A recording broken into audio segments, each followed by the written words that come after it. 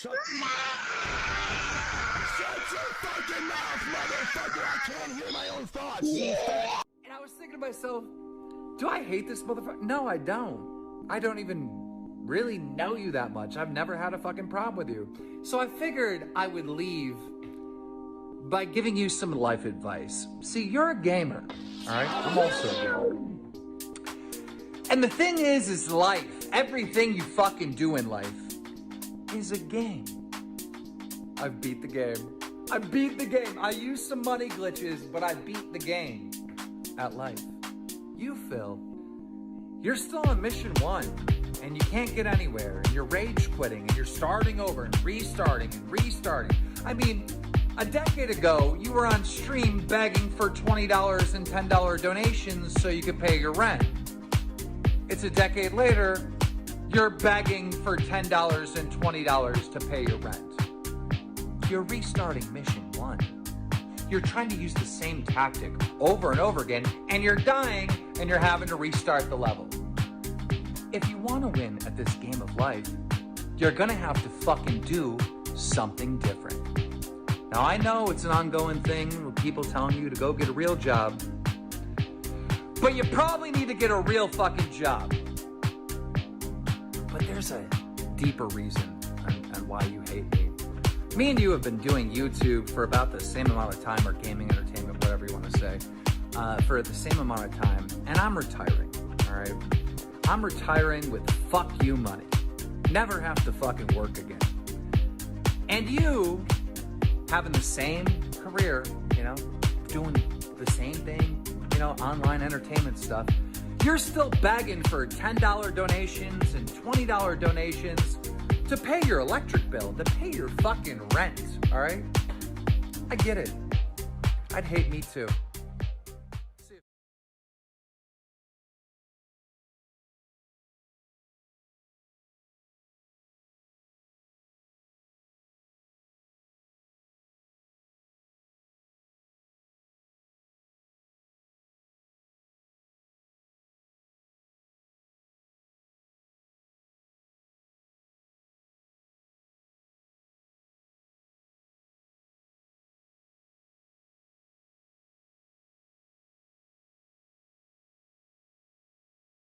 You're going to keep coming back. I'm going to seal up all my cracks. You're going to keep coming back. Why? Because you keep smelling the syrup. There we go. There we go. Finally, got this shit working. What's blooming? Yes, your boy, Shinko Fleur. Welcome back to the Glaze State, where we load up the Level 1 podcast and watch Phil do the same shit over and over again. How you doing, guys? Before we get started, let's just say what's up to everybody before before we even get started. Like, what's up? What's up, guy with 2 names? What's up, Dark Front?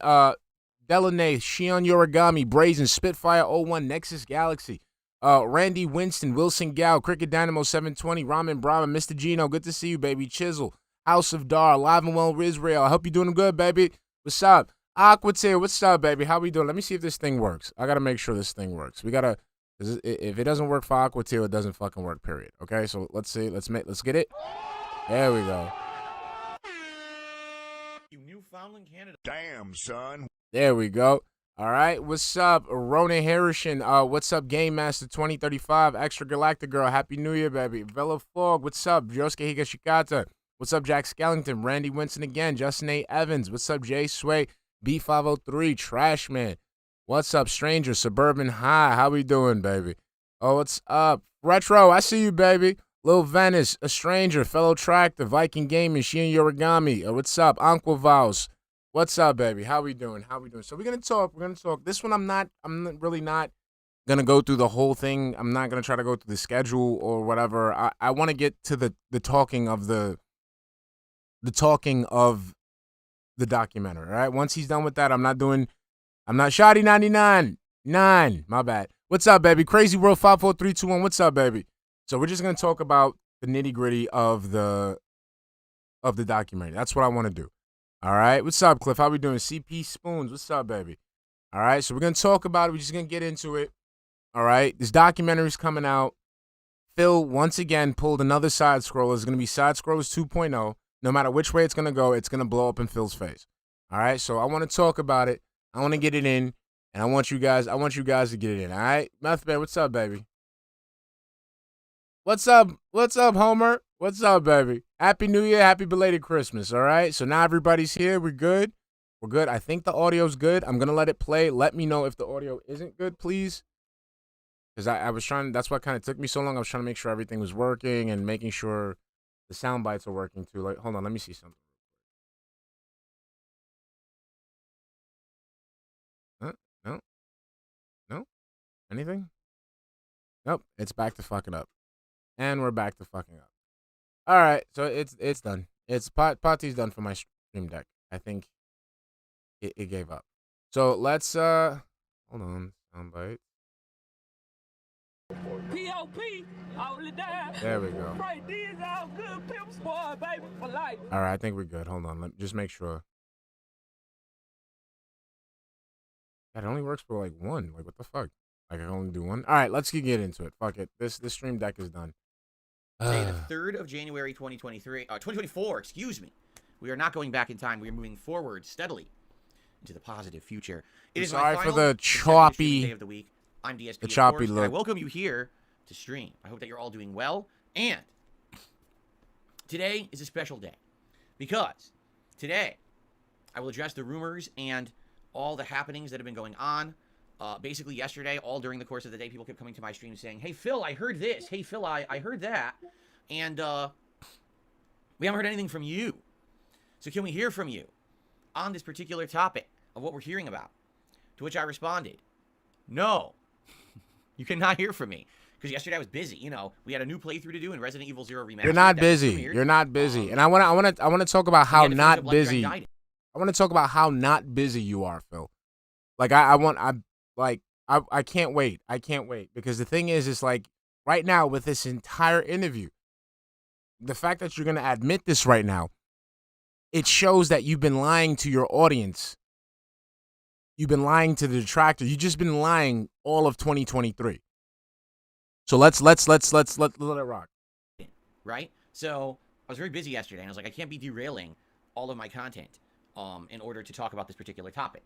I have a show that I do every day. I'm not sure if you're aware. It's called the Level 1 Podcast. And on said podcast, you don't do shit. I address You don't address stuff nothing. kind of like this, that what you're asking me. Yeah, so just get to it. You know? So, and so today that is really going to be one of the major focuses of the show. Although not the only focus. Yeah, I'd like to talk about how things went with the premiere of Resident Evil 0 yesterday. How about, The okay. conclusion of I'm skipping that. Skipping all that shit. Sued and he's a, no, absolutely not. I'm just being, I'm just being silly here. Anyway. Miss me with Tell all him to this come extra out of the shit. closet. Actually, the lawyer told me he loves being in the closet. That if he was outed, that it might change his life, and he doesn't want to do this. Anyway, welcome to the show, everyone. My final streaming day of the week. It's been a great week, right? Over the course of this week, way more Baldur's Gate 3. And finished up RoboCop, which was really cool. Yes. It was a good ending to that game. I really liked the ending of that right. game. Started up Resident Evil 0 yesterday. That was really good. Kind of came to a determination about Street Fighter 6 and the frequency that I want to play it. Meaning probably just once a week moving forward. This is what he means by being busy. This is what he means by being busy. Which I'm actually really, really excited to play more Sea of Stars later tonight on the late. So basically, his idea of being busy on the podcast is telling you something that he did the day before that you can literally watch on his channel. Stream it and to play So more. Mike, if you're watching, I just want you to understand we're gonna. I know you've been popping in and out of the tractor streams and stuff like that, but I want you to understand where we're coming from with this. More of it in the regular schedule. Now that we've wrapped up the lingering playthroughs, we could do that, you see? So, I am excited for the content that's now going to be coming out for the rest of the month. You know, for 3 weeks or so, we'll be juggling exciting games, right? Until the new releases actually start hitting in late January. And the good thing is, I don't think that these 3 weeks leading up to the end of the month are going to be slow weeks at all. Like, they're not going to be bad weeks. These are great games. These are playthroughs you guys have asked for. It's not like, oh, it's filler content, so let's just cram in any old thing to have something to talk about or play. Instead, it's stuff that is pretty in demand. So I'm excited for that because it's always good when you have a dead time of year without new releases to still have a ton of stuff to do is very exciting. Typically, this time of year I'd be playing a Bethesda game, right? If you look at my history, it was like, first it was Fallout New Vegas, then it was Skyrim, then it was Oblivion. Well, this year we're playing Baldur's Gate 3. A little different because it's a hot new release, right?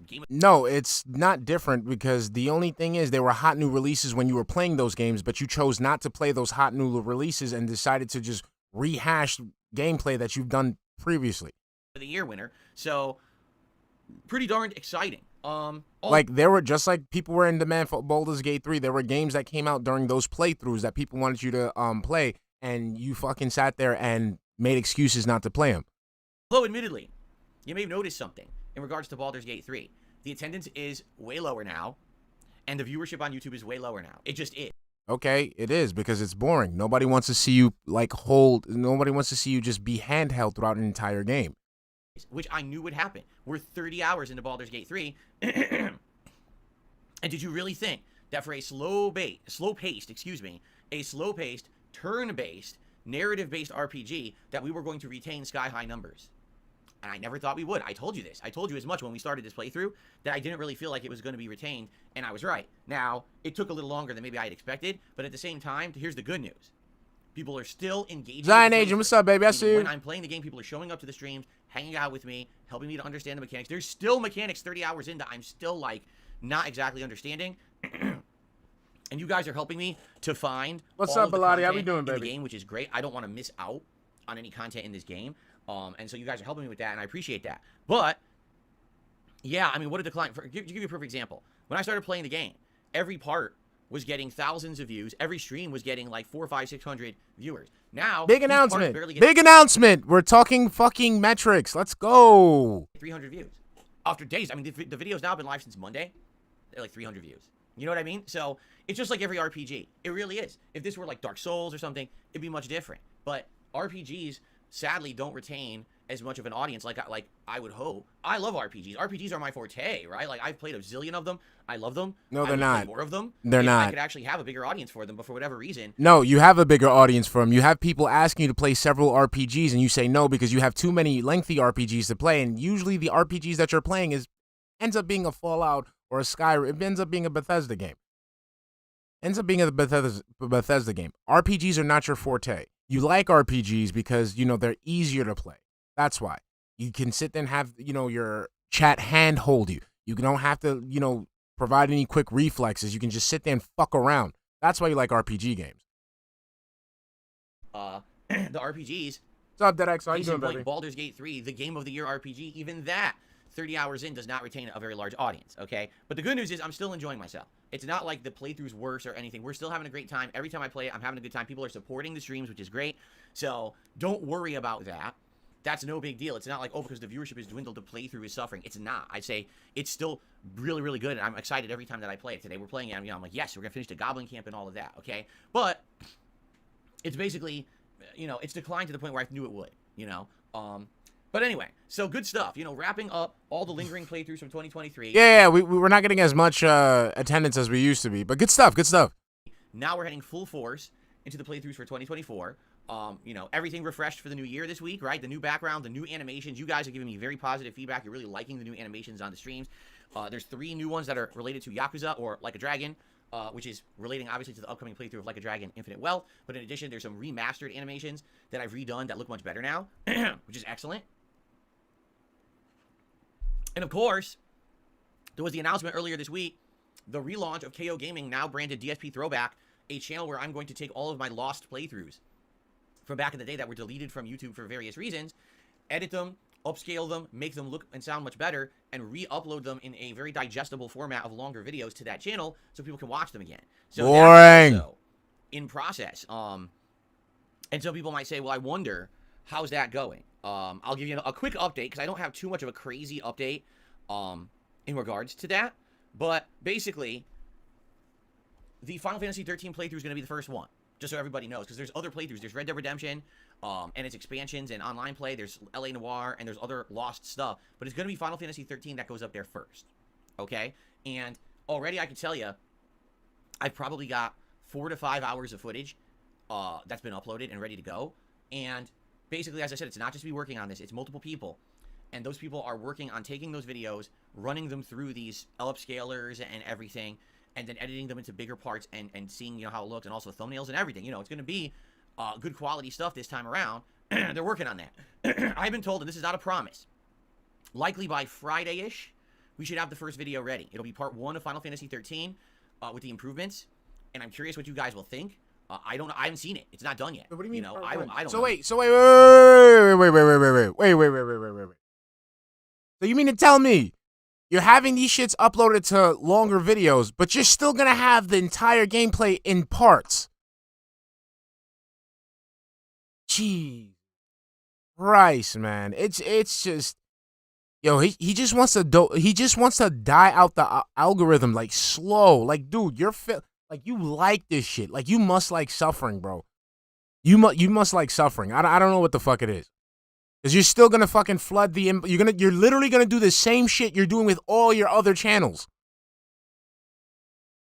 Yeah.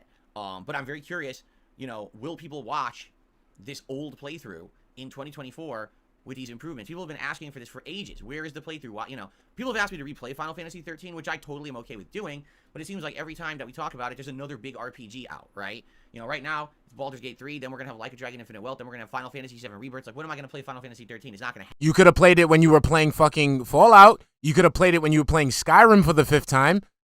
You could have done it then. You could have played it instead of playing Resident Evil for the fucking gajillionth time. You had time, you just decided not to do it. Happen, right? You know, eventually maybe, but not right now. So, I'm totally excited for it, but I also don't want to get everyone overexcited, especially because I can't promise you a delivery date. You know what I mean? Like, it might be coming at the end of this week, or it might not. Okay, we'll see. We'll play it by ear. We'll see exactly what you know, what happens with it, and I'll give you updates when I have updates. All right, so that is in process. DSP throwback. Yeah, of course. Yep, you got Chrono Trigger, Secret of Mana. Yep. And climbing now. People have actually casually watched a few of the videos that were already on that channel from 2000. My man, I mean, can we just get to the announcement? In which case, then I can monetize the content again. Put some. Okay, yes, we get it. We went over this yesterday. That's the address. If you haven't yet, give it a look. If you're interested in seeing older playthroughs and now upgraded for the modern age, please consider subscribing to the channel and watch some of the content. He's begging. Cool. All right, and good. by the way, someone might say, well, why are you out of the partner? All right, we don't care. Wasn't getting any views. Don't give a shit. And then I want to talk about the big thing you're all there we here, go. Right? The big announcement that I have for you, because DSP Throwback is just one of many things coming in 2024 that are new, big announcements and things that are going to be cool and shake things up a bit. All right. So I have a big one to talk about today. People have already heard rumblings. People have already heard information about it elsewhere, and now they want to get the skinny from me, and you're going to get it. But first, let's quickly go through the schedule. Oh my god! Fuck no, don't care. Taken out boss is also a recruitable person, but I don't know how I prove my god this person who's the third boss. I don't know if there's a way around it. Maybe people can help me with that today. You know what I'm saying? Like, I just don't understand how it works. I certainly don't want to do an evil mode playthrough, right?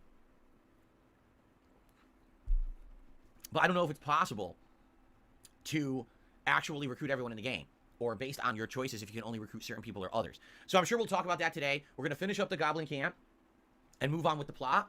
I don't know where the plot will take us once we finish the Goblin Camp. I don't know what's next, you know? So I guess we'll see. I know eventually we're probably going back to the Underdark. Now we have, like, multiple quests in the Underdark. We have to find some forge. We're looking for some hidden weapon or artifact. Like, we have all these things to do under there. So when we go back down there, it'll actually be more pertinent rather than me just searching for the sake of searching, right?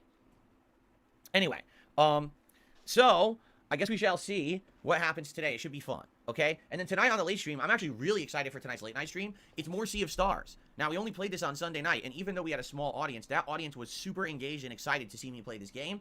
They had a ton of fun. I had a ton of fun. I can't wait. I'm telling you, Sea of Stars, because the game is an homage to games like Chrono Trigger. Homage. In the intro to streaming tomorrow. It's my day off, and I'll be running. She's been playing off. No cares. I don't care. Like she needs Friday. Don't care. It's going to be more Baldur's Gate. Don't care. At this point. Let's get to Sunday. Sorry, guys. I can't deal with this just shit. has this big advantage over console. It's just not fair. It's really reduced my enjoyment of the game, which sucks because I think the game is great and it is the best fighting game experience out there. It just sucks that they didn't find this real solution to the problem when you hit that level. What's weird is no other fighting games ever faced this before, because no other fighting games had this good of an echo. So because of that, every other fighting game is way laggier. So you don't even get to this point where you hit the wall and you realize connections aren't as good because they're always bad, right? So in this game, it's a problem that's good to have, but it's still a problem, right? So anyway, only one stream of that this week, Friday night. I don't even know who I'm going to use. It might be Dalsim. It might be Blanca. I might even try Honda again. I don't know. We'll see. Then on Saturday, okay, it's going to be more Resident Evil 0 Remastered, which I started yesterday, which was super good. In a nutshell, it's classic survival horror in a smaller, different setting in the intro on the train, but once you're off the train, you get to another mansion, and now you're just playing Resident Evil again. Like, it feels like I'm playing classic Resident Evil, which I love, you know? So that's a great thing that, basically, I've only played this game once. It was 8 years ago. And I don't really remember at all, honestly, the playthrough. I remember certain things about it. Like, I remember 1 or 2 things for being on the train. I remember in the mansion, I'm in this room now with these cranks and a long staircase, and for some reason, I remember that in my head. Like, I remember there's going to be a boss or something in there. Like, when I walked into the room, I got these creepy vibes, like, oh shit, there's something in here. But I guess it doesn't show up right away because it didn't. So it's weird because this is a playthrough that I really, again, I don't really remember that well. And so for me, it's like cool because I feel like I'm kind of playing the game for the first time. Already again. or It's definitely wasting different with a time. modern audience with interactivity as well than it was 8 years ago. So anyway, great playthrough so far. Really enjoyed it yesterday. More of that coming soon, by the way. Show DSP versus the Inner Show in the Sunday night. I'm doing so because of that. I need to be on Monday and Tuesday. And Monday, we're for 2 hours. We'd be a great countdown. He's going all the way till Wednesday. Choice. The viewer's choice best playthroughs of 2023. I gotta fix these and shits, my man. Game of the Year award. I gotta okay? cut these shits down. So if you're wondering, it is official as of last night. I created 2 polls. So Alive and Well in Israel, You can vote on it's your gonna be favorite off and playthrough of on the year. In fact, the link because I have to. It takes a while. It takes a while to set it up. So if you have not seen those links yet, please go vote. I think it's around 600 to 700 people have voted on each poll so far. But obviously, we have until next Tuesday for you guys to vote. So a little under a week left for you guys to vote. Please do. And that's going to be fun to see. I can tell you right now, all right? It's going to be very different than my Game of the Year picks because people like things, enjoyed it as much as another playthrough. So very curious to see how different and unaligned or how aligned our thoughts are about what were the best things that I did last year, okay? I mean, it's just Tuesday, this is Wednesday mental next week. illness. So like my response to that is mental illness. Raziel the lost. Let's just get there when we get there, right? So Raziel says he's finished Resident Evil 0 multiple times already. So why is he pretending he won't remember shit or it will be new to him? What a load of shit. My response to that is mental illness. That's it. For the rest of the month, it's gonna be Baldur's Gate 3, Resident Evil 0. That's the only thing I can. Street Fighter, At this point, that's all I can say we'll is see what mental we have time illness. for on the late streams because we'll probably have 1 or 2 weeks left before we get to the new releases. What do Oh, you want to do? shit. We could have open streams where we just do random stuff. We could have some special events. We could do a little mini game. You know, like people have tossed out some indie games and stuff. We'll figure it out to balance with Sea of Stars on late streams. Okay? Cool. All right. So that's that. Now, a couple of quick things to talk about. People Jesus are wondering. Christ. Someone just literally just asked. So did he beat Like a Dragon Gaiden last night? How did it go? I did beat it last night. I stayed late to do it. Bro, they can I do got an extra half hour to 40 minutes. do that. No. I'll just say this 'cause I don't want to spoil the ending. Okay, I okay. did not- Do that toxic thing you do where you tell people to just, go check it out. Go check out do that. Because you have a big announcement. I'm waiting for the big announcement, Phil. After doing 3-4 hours of the Coliseum, I was like, this is ridiculous. It's too much of a grind. It's too much of a time waste. I just want to see how the game ends. So we did, and it was a great ending. But I'll tell you this, I was massively over-leveled for the ending. And I'm playing it, I'm like, how is it that I'm literally destroying the ending of this game? Why did they want me to level up even more to finish the Coliseum? How did it even make sense? So basically, as I described already... You're going to make me do more work because I'm going to when have we to, made this game, clip this you shit, tell the and then different at the same time, groups of the I dev got to team worked on fucking, different I'm going to have to parts. fucking, One group cut worked this on shit the out. Coliseum, one group worked on the story. Shit is and they annoying, never, bro. the creative director of the game never made sure that the two were in line. That Coliseum requires you to do way too much grinding and leveling to the point where you're so overpowered you don't need it for the story, and you just steamroll the rest of the story. It doesn't make sense. Like, why is it not in line? If anything, if you're doing the Coliseum, it should All right, reward you to Razio. make the story easier, but not to the point where now you, like, fart and you kill entire groups of enemies. Like, literally, that's what it was. I was just completely steamrolling the end of the game. Like, the combat was a joke. Because some people were like, oh, it's going to take you 2-3 hours to beat, and it took me 90 minutes. And they're like, oh, it's because every fight, like, you just destroyed everyone with 2 hits. Like, yeah, because the Coliseum overleveled me. It was ridiculous. I don't understand why they didn't balance it. It just doesn't seem to make much sense, right? Anyway, the ending was very emotional. I'm super happy that I played this game because this is a perfect bridge between Yakuza 7, or Like a Dragon, and Like a Dragon Infinite Wealth, which we're playing in 3 weeks. If I didn't play this, this is an integral, important part of the story that would have been missed. Do you see? So I'm excited for Like a Dragon Infinite Wealth now. I'm like pumped for this game coming out later this month. And I'm happy that I played Like a Dragon Gaiden to bridge the two. And I want to say, if you didn't see the playthrough, please check it out. It's really good. The ending is incredibly emotional and important. Without any spoilers at all, it totally is worth the journey. Let's put it that way. The 30-plus hour journey that I took to get there, it was totally worth it. All right? It's good stuff. So, yeah, we finished that, which is great. Great. Can It we get to the prepares us for everything announcement? to come. Okay? Did Ice Spice So I just talked the only freeze? thing, I'm trying to check off in my head all the things I need to talk about before we got to the topic at hand. So I talked about the new polls. There's nothing to for, talk about. Just your favorite places of fucking... the year. I talked about the Jeez. adjourning of or the Christ, completion of man. Gaiden. I feel like there's one other thing that I wanted to talk about. No. I'm You have forgetting right now. you And I have hope that an I don't announcement. Forget about it once I start talking about the other topic. Okay. Talk about the other topic. Nobody cares. It's done. Done. I guess that's. If That's anything it. else comes to mind, I'm sure I'll think of it. You know, but for now, I think we've kind of covered the important stuff. So, all right. Oh, that's right. One other thing. For some reason, okay, I am not getting all the tip notifications from when you guys are contributing, and I want to apologize. This is the second day in a row now that it's affecting me. You've been scammed. 2 days ago, I'm playing Baldur's Gate 3, and we're in the midst of the Goblin Camp. We're doing these big fights or whatever. We're 5 minutes until the end of the stream, and someone says, Phil, I sent you a big tip like an hour ago, and you never shouted it out. Did you get it? And I was like, oh, no, really? So I went and I checked, and it was there, but I never got a notification for it. So obviously I felt awful, because this is someone who should have not only gotten credit for their contribution, but we should have had like a reward tier awarded and everything, and we didn't get it. So yesterday I'm streaming Resident Evil 0, and all these contributions are coming in, and I'm shouting them all out. And then like an hour later, someone says, Phil, did you get my tip an hour ago? You never shouted it out. And I look, it's not in my notifications. I go check it. It's there.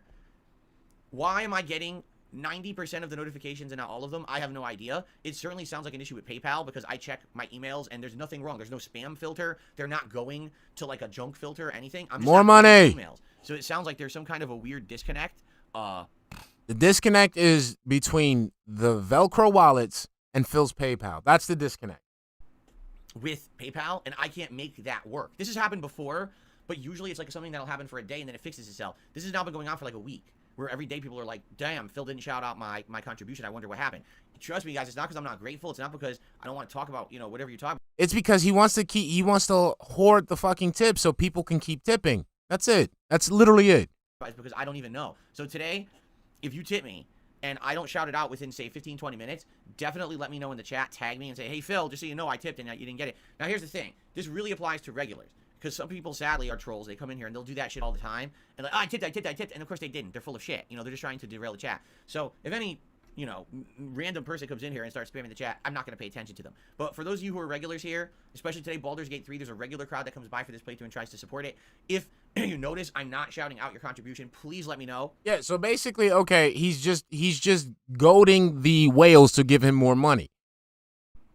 I want to definitely give you credit and attention and gratitude for your support of my content. This is my bread and butter, right? That's how I make my living, is your live stream contributions.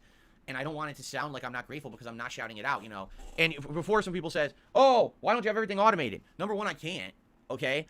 Basically, through nonsensical trolling years ago, this was like many years ago, when people were basically doing, a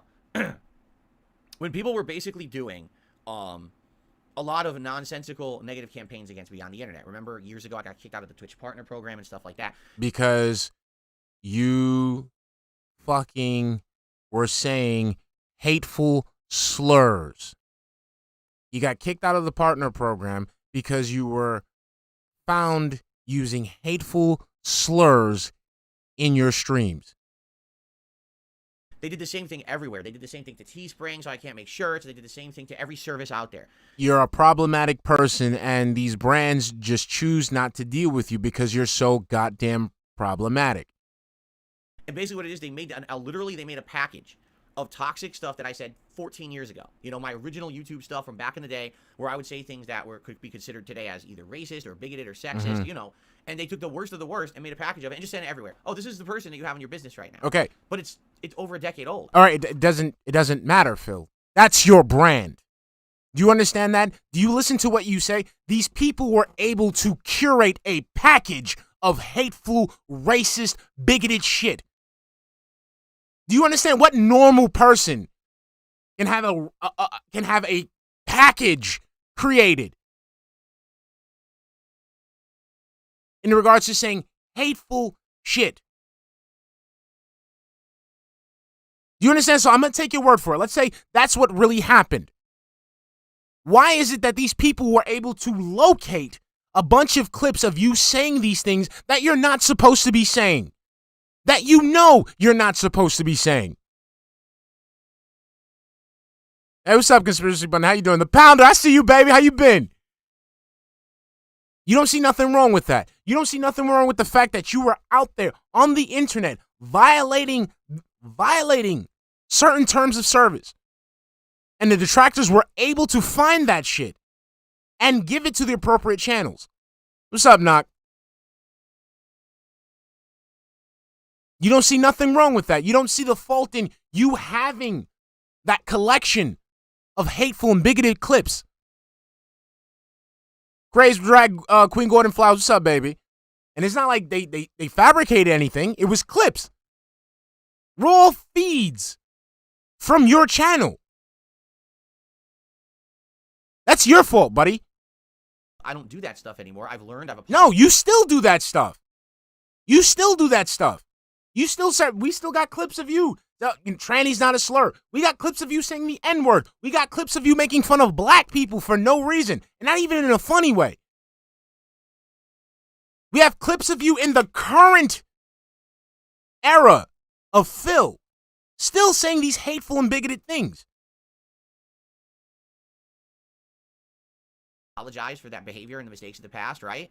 But they I'm thinking about it, Randy. So all these businesses and services basically said, you can't use us anymore. So that's the thing, like, in regards to having automated pop-ups and automated tracking of things like tips. Hey, Irie, how you doing, baby? Use it. I have to manually do it, which is fine, by the way. I'm okay with manually doing it because that ensures that I am giving credit where credit is due and every contribution gets shouted out. I'm not some ginormous streamer who's getting 5,000 contributions an hour and I can't shout them out. You know, with the level of that I have and the stature that I have, I'm totally good with manually shouting out every contribution that comes in. And in fact, I want to do it that way.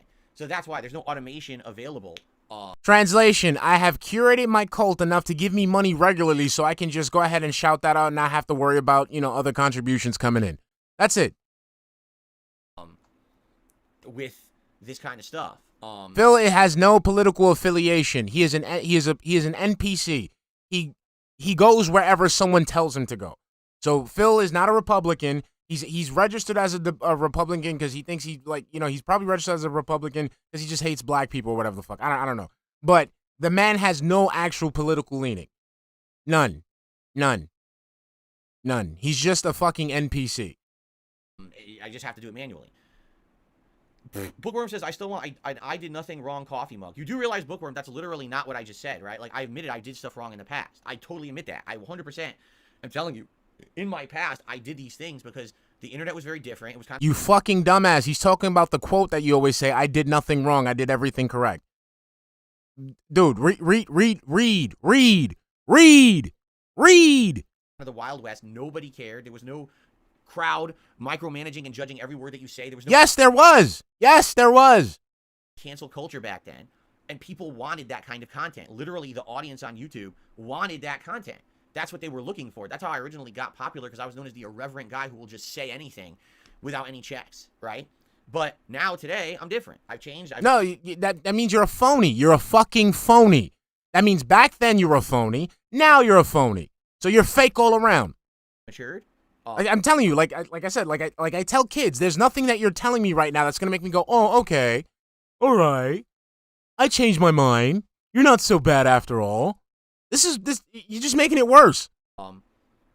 You know, but I fessed up to my mistakes of the past, and that's why I think it's unfair that I get judged in 2023. No, you haven't. I guess now in 2024. I'm sorry. Can we get to the part? Can we get to the part where you admitted that you reached out to someone who was way younger than you, and you use your status as a YouTuber to get this woman to be a maid for you, and then you did it again? Did you admit to that? No, really. Did you admit to the fact that you sat there and you fucking talk shit about people? You sat there and you fucking basically coordinated with people to take down channels. Did you ever admit that? Because I know you admitted now when everybody was on your shit, when everybody was on your dick about the copyright strikes and you had to fess up to it. But have you fessed up to it prior? I don't remember that. Have you fessed up to any of the financial leaks that came out? I haven't seen you admit to that. And that's yours. You can sit there and lie all you want. It's yours. This is why you are in the position that you are in, Phil. Do you understand? You get caught doing these things. Because the first thing is that you're doing these things. Off rip. You shouldn't be doing these things. Then you get caught doing these things. And you can't sit there and fess up. You have to sit there and try to spin. You have to sit there and try to basically deflect, gaslight. Good people don't do that. People who don't deserve to be fucked with, don't do that. I'll try, Cantu. I'll try. You know what I mean? A completely different guy. I don't do that stuff anymore. I've changed everything. You literally still do it. There you go. Double M says, I saw your Revelations 1 playthrough. That was over a decade ago, right? Nobody Edgy cares. teenage humor about girls' bodies. I'm glad you've changed. See? And that was constant. Like, I was known as the guy who always made these, like, cringe-worthy sexual references, and now I never do that. It's Yeah, and you were being fake because you're a fucking virgin. You don't even know. I guarantee you don't even know what vagina smells like. I guarantee. It's just you a fucking virgin sitting there acting like you were fucking, making all these sexual references and shit like that. You see, like the horny 13-year-old that talks about sex all the time. That's all you were doing, thinking that shit was funny. Like a fucking retard that fucking sits there and says curses in front of, the adults. And when the adults go, ooh, you sit there and get a little grin on your face. That's what the fuck you were doing. And you still do it now, like a dumbass. completely the opposite, right? There you go. Oh, no, Bookworm, I'm not saying, no, don't worry about that. No worries, all right? So there you go. Can we Okay, Can we get so, to it? Can we get to it? Ah, my nose, hold on. Itchiness of the nose. We're going to get to the topic at hand, but before we get to the topic Oh at my hand, God. all right? What I are just we want to say thank you to everyone. Suck I my know dick. Let's go, bro. Come It doesn't seem on. like he has any gratitude. You can't say that kind of stuff. That resonated with me. It struck a chord, correct? And I agreed with him after watching myself back. This is from like the fall of 2022, okay? After watching myself back, that stuff, I was like, he's right. He's absolutely right. I sometimes get so full of emotion, whether it's fear, No, you don't. because of finances and stuff like that. No, you It could don't. be many different things. Anger when I'm playing Street Fighters, all these things. Whenever I get full of emotion, I tend to just go off the cuff and say things that I probably should not publicly say. But that's right? Phil, that is a problem. That is a problem. Okay? As far as I'm concerned, I've only said two things. Two things when I've flown off the handle. Okay? I use the word, I use the word retard. Like, does that? Off and on because you're fucking retarded. And I've called you little, you little merry band of, wheelchairs faggots. Two times that I got full of emotion and I went off. We can count three if you count the Keemstar shit. The Keemstar cat stuff. Three, Phil. Three things that people can say, oh man, Shinko, oof. Yikes.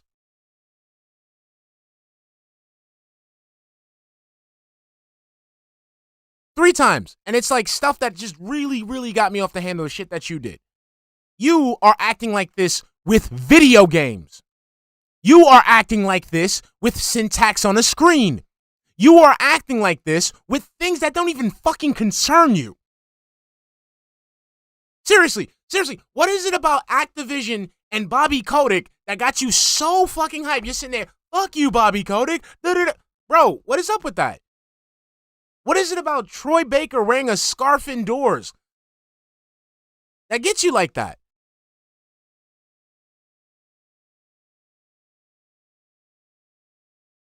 That means you have a problem. You have a psychological problem where you cannot control your emotions.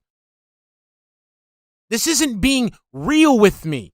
This isn't you being honest with me. This is me letting you know. This is you letting me know that you are fucked in the head. This is letting me know that your mother didn't drop you on your head when you was a baby. Your mother let you sleep in the fucking dryer. That's what you're letting me know about right now. You are fucked in the head and you need help. Oh yeah, I found that out too, Irie. So Irie won. So we can count that to 4. We can count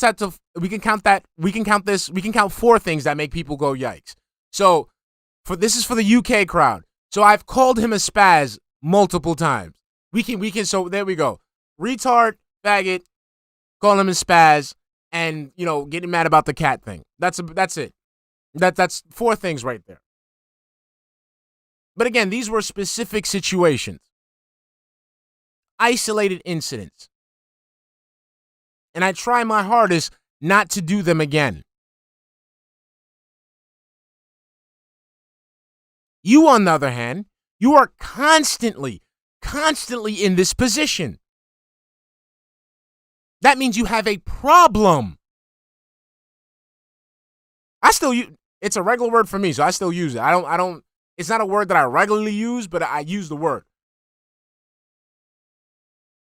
And I should be called out for it, rightfully. And you do. And every time you get called out for it, you deflect, you gaslight, you spin. This is why people fuck with you. However, I felt that at that point, there were too many people who had only heard the negative and had no idea about the positive about me. You know, obviously, if I'm here after 15 years and I have a community who watches me every day, likes my content and supports it, I'm doing something right. All right? I wouldn't still be here if I wasn't doing something right. There's people who are here for a good, positive reason. No, the only reason you're here is because you literally manipulate, like, you literally refuse to do anything else. That is the only reason you're here, is because you literally refuse to do anything else. You literally cannot do anything else. You are inept to the point where if you lose this YouTube channel, you are done. It doesn't matter if the other ones are monetized. It does not matter. If he loses DSP Gaming, he is done. That's why he's still there, because he has nothing, and I repeat, absolutely fuck all nothing else going on with his life. And that's one of the reasons I can't wait for this documentary, because I want to see how much nothing he has going on in his life. And I'm going to see it by the way that you pretend to be busy. I can't wait. I can't wait for you to put on the Kabuki Theater, Phil. I can't wait to see that. The Kabuki Theater of you enacting what you think busy adults do. Can't wait.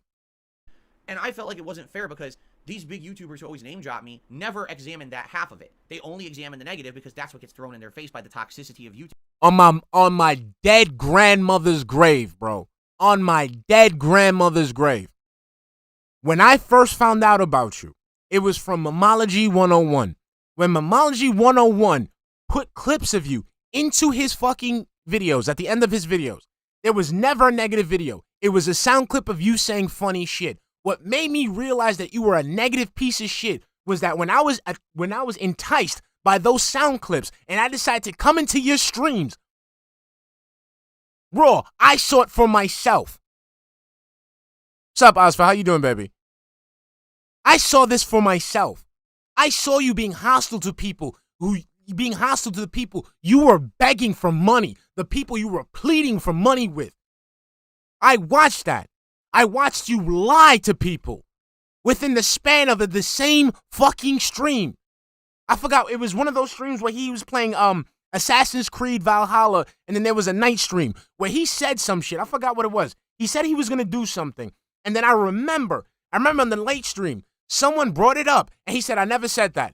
That was the first time that made me go, my mans, wait, what? I heard you, like, I saw you do it. Like, I watched you. I watched you live. I watched you raw. Like, I saw you say that thing. That's what got me hooked. That's what got me into it. No detractor has convinced me to not like you. No detractor has ever told me to not like you. There was no detractor video that gave me the direction to start hating you. That was you, buddy. All you. And then when I started watching detractor clips, I started seeing the shit that I was seeing on stream. There was no edits. There was nothing to make you look bad. Every time you say, oh, this was shit that was out of context, I get the full context, and it's fucking worse.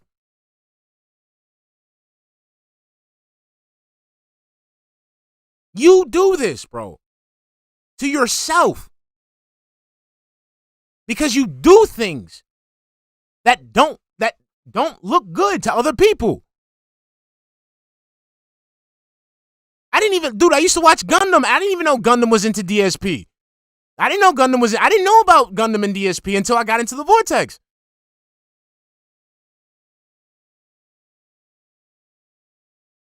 That's how YouTube works. Promote the toxic, push the negative forward, right?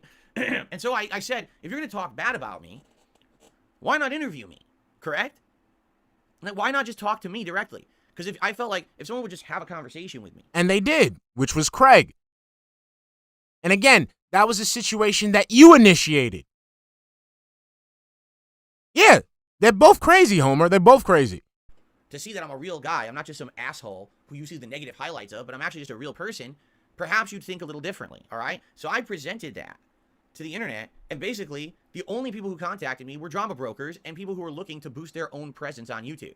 You know, it wasn't like a Moist Critical. But that's what this is all about, you moron. Do you get it? Do you get it, you fucking moron? No, wait, actually, you do get it, you fucking moron, because you're sitting there complaining about not the bigger people reaching out to you. You're calling all these channels that are calling out to you. You wanted the big boys, so you can go ahead and push your pignosis out into the world. Who reached out to me and said, yeah, let's do an interview. It was like, Review Tech USA, you know? Oh, let's do an interview. No, you already every day name drop me because you don't make your own content. You just make drama, and you name drop me for drama purposes. You have no content of your own. I'm not going to give you more free content. You're out of your mind, you see? I wanted to have a real conversation with someone, and it didn't happen, right? So then fast forward to March. And what happened was completely unrelated to anything in that realm of discussion, okay? Sidescrollers was a new podcast that was relaunching on the internet. Am I bugging? Am I bugging? Am I bugging? Didn't he fucking reach out to Craig? I want to make sure I'm not bugging. Because, you know, all this pignosis and stuff, I start losing brain cells and I start forgetting shit.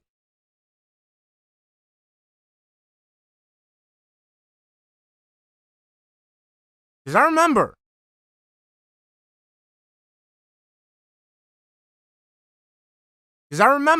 You were so Craig reached out to Phil. Okay. Internet. It was a podcast that was run by Stuttering Craig, someone who in the past, over a decade ago, I had great dealings with. I would go to a convention. All right, he reached out to him, I think. All right, so we'll take that. And it was his convention. He had me there as a guest. Before then, I'd actually hung out with this guy at another convention, MagFest. I was a fan of their website 15 years ago, screwtack.com and stuff like that. So he had reached out to me and said, hey, I know we haven't talked in years, but we're looking for guests for our show. And I said, I'll be a guest. Why not? And I saw their show, and their show was a variety show. Well, their show was a variety show where they would talk about games and news. Now it's not anymore. Now they've actually used my interview as a platform to change their show and get popularity, but we'll talk about that later. No, talk about it now. You already made the claim.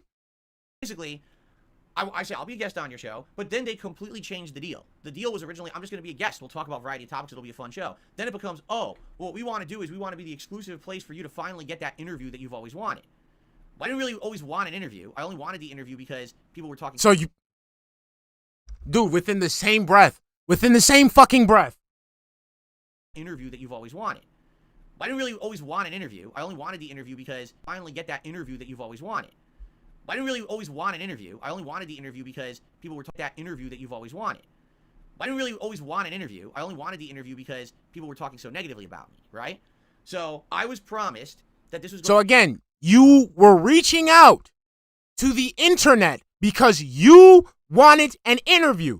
Craig reaches out to you because he wants to give you that interview that you were reaching out to the internet for, but yet you didn't want an interview. Going to be a fair interview where I was going to be able to say my piece about all this stuff that people say about me over the years, and then after the interview, basically, I was going to get to be a guest on the show. That I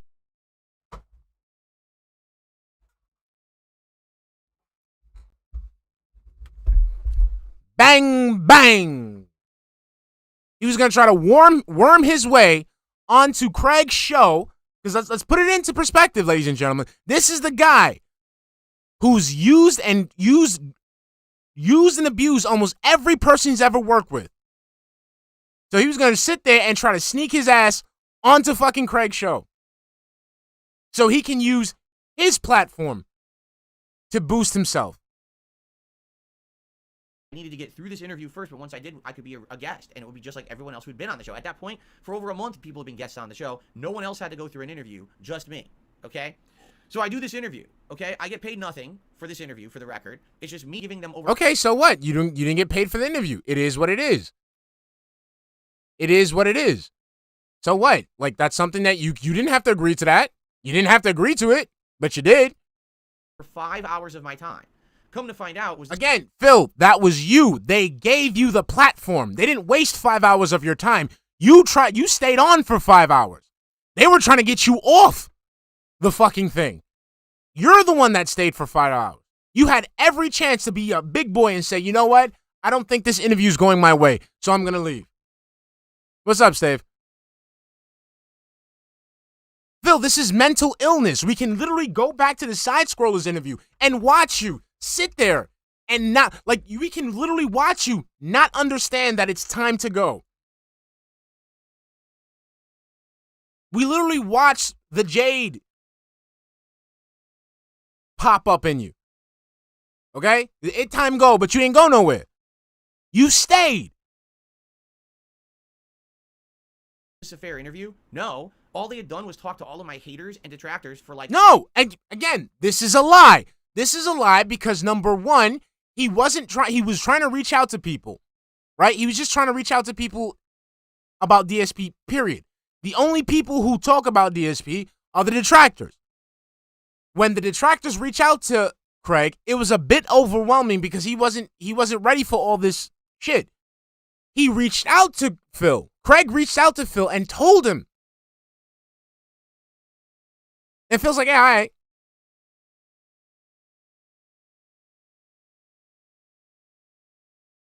Weeks. Got all of their negative side of the story, literally never spoke to a single person about the positive side of things.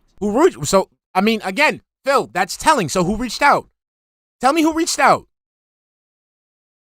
Tell me which person from your goddamn camp went there and said, hey, Craig, speak to me. DSP's a nice guy. Can you pick one? Not even Kevin Stiles, who sits and embarrasses himself on Twitter every day for you. He didn't even reach out. You had nobody. That says a lot. No, they're supposed to love him, right, Zion? They love him. They love his streams, right? So why can't they defend the guy?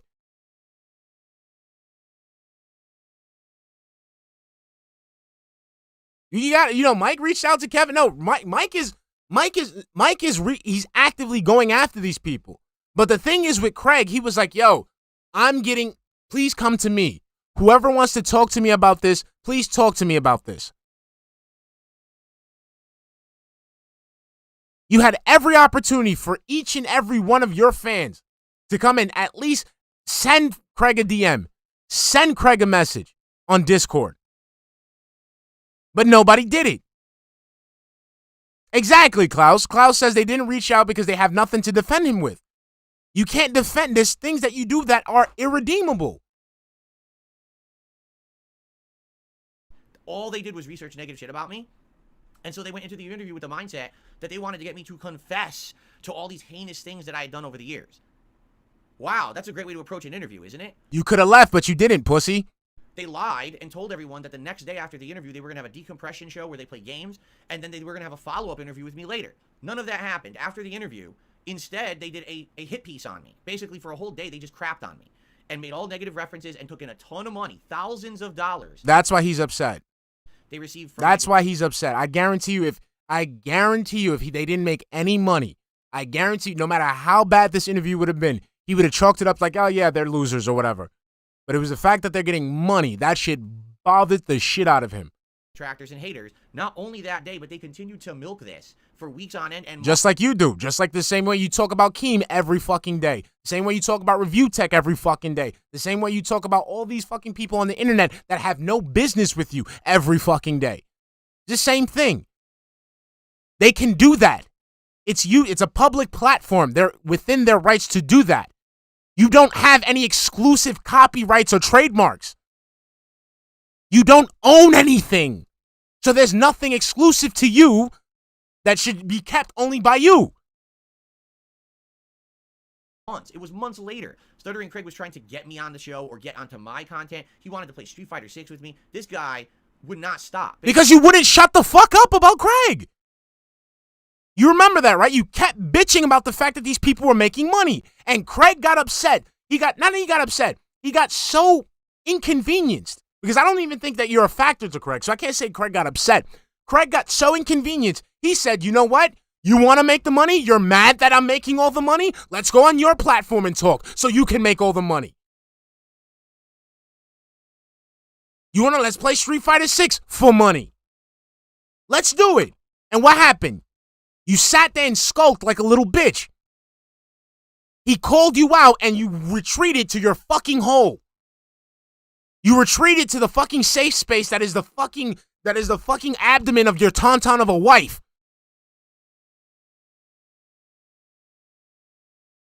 So you're gonna sit there and lie? Not even lie, because you're not even lying to anybody. These fucking people that are there, they saw this shit themselves. You gonna sit there and lie to these people's faces who watched you talk shit about Craig constantly to the point where he's like, you know what? Let's do what you want to do. Let's meet up. Let's talk. And no, you did it. You didn't. You skulked away. You hid away like a bitch.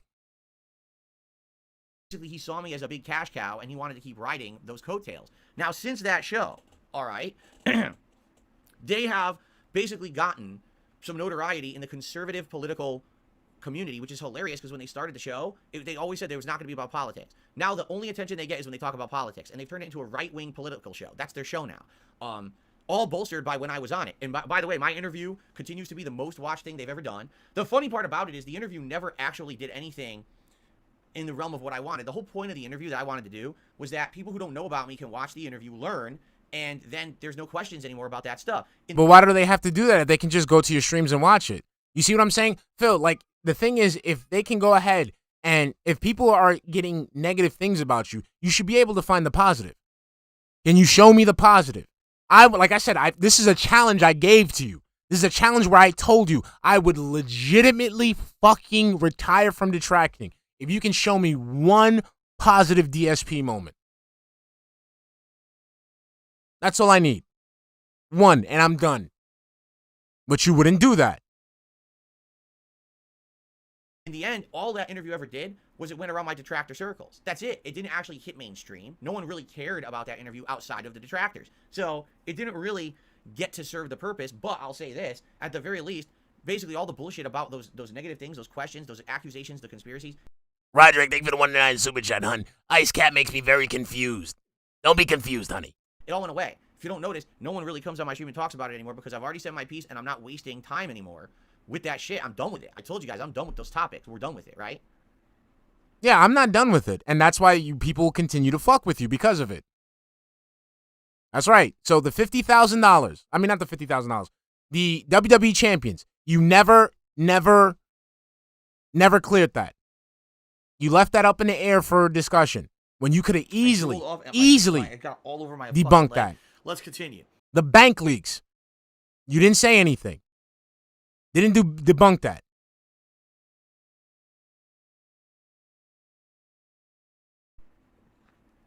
So, after that, I made it my philosophy to stay out of drama. And I said, I'm not going to be... And you keep talking about people. You keep talking about people. Doing any interviews. I'm not going to be doing any kind of anything with anyone. Even though people did reach out to me, oh, I want to interview Phil and this or that. Even, what's his name? Mudahar or whatever. He reached out to me. Oh, I'm going to pay you $5,000 for an interview. And I said, I don't want your money. I'll do an interview, but we're not talking about this drama. I've already addressed it. Yeah, that's what I'm saying. So that's not how it works. Like, so right now you're admitting, right? So you're admitting to me right now. You're admitting to Mike Clum right now. You're admitting to the entire world that you don't want an interview. You just want to promote the same propaganda that you push on your streams. Conspiracies are just that. I'm not wasting my time. If you want to have an intelligent discussion about interesting topics, I'll do it. The moment you bring up drama, I'm gone. And then he ghosted me and never contacted me ever again. Because all these people want is drama. They don't. No, but the thing is, there's nothing positive though. That's what I'm saying. Oh, I'm here on my streams, and okay, but the thing is, you repeat the same thing every day. Like, why do you do that? There's nothing positive. There's nothing positive that's gonna come from the things that you do. Do you understand that? Do you understand that your chat has deluded you into thinking that you're actually a smart person and you can actually get over on people? That's the worst thing that your chat has ever done for you, Phil. Make you think you're smart. Because you seriously think, like, you saying the things that you are saying to these people who are legitimate, either retarded or they're LARPing to be retarded, and you think that that's going to work for people who actually go out in the real world and do real world shit. Really, my guy? I actually want to talk about facts like fucking mature adults. All they want is milk drama so they can make money on YouTube. They're all fucking greedy. So anyway, I stayed out of it. Completely, 100%. And I didn't address any more of this bullshit for the rest of 2023, and things went smoothly. However, there were still people who tried to pull me in, right? These idiots trying to get me to go on a fucking podcast that I was never involved in whatsoever, and they lied about that and tried to make shit up and talking shit about me. People making documentaries about me, right? Which is hilarious. The whole term documentary is hilarious, because if all you do is research shit that's already on the internet, and you regurgitate it into a 2-hour video, and all you do is add a little bit of commentary, that's not a documentary. Everyone else did work for you. All you did was regurgitate the toxicity and the conspiracy. You added really nothing besides a little bit of commentary on top. That's not a documentary. It doesn't even add anything. All it does is kind of summarize all the negative shit people have said. So In documentary style form. That's it. It took everything that people didn't know about. It took everything that people, that you're known for, and made it into a digestible piece. That's it. Intelligent Counter Spread. What's up, baby? So with all that going on, right? People go, oh, will you do an interview with the guy who did the documentary and this or that? And ultimately I said, no, I'm not doing any of that, right? I'm staying out. And the funny part is, someone actually asked me a question last year, and it resonated with me. They said, Phil, all these people on the internet are constantly talking negatively about you. Any of these people, do they ever actually, reach out to you to talk to you, right? Did they ever go to you for information or to get your side of the story or whatever? And I answered very honestly, no, not once. In all this... My man, what side of your story do I want to get? Look out, there's a black woman. What's your side of the story on that? Again, like I tell children, what are you going to tell me that's going to make me go, oh, okay, cool. Can you explain that?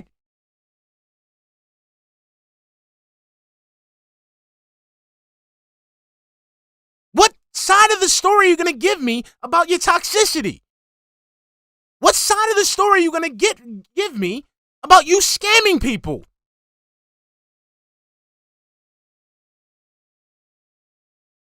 This time, 15 years I've been on YouTube and all the negative videos and the documentaries and everything done, not once has anyone ever made a legit effort to get my actual side of anything. My man, we don't have to, because you're on stream every fucking day giving us your side.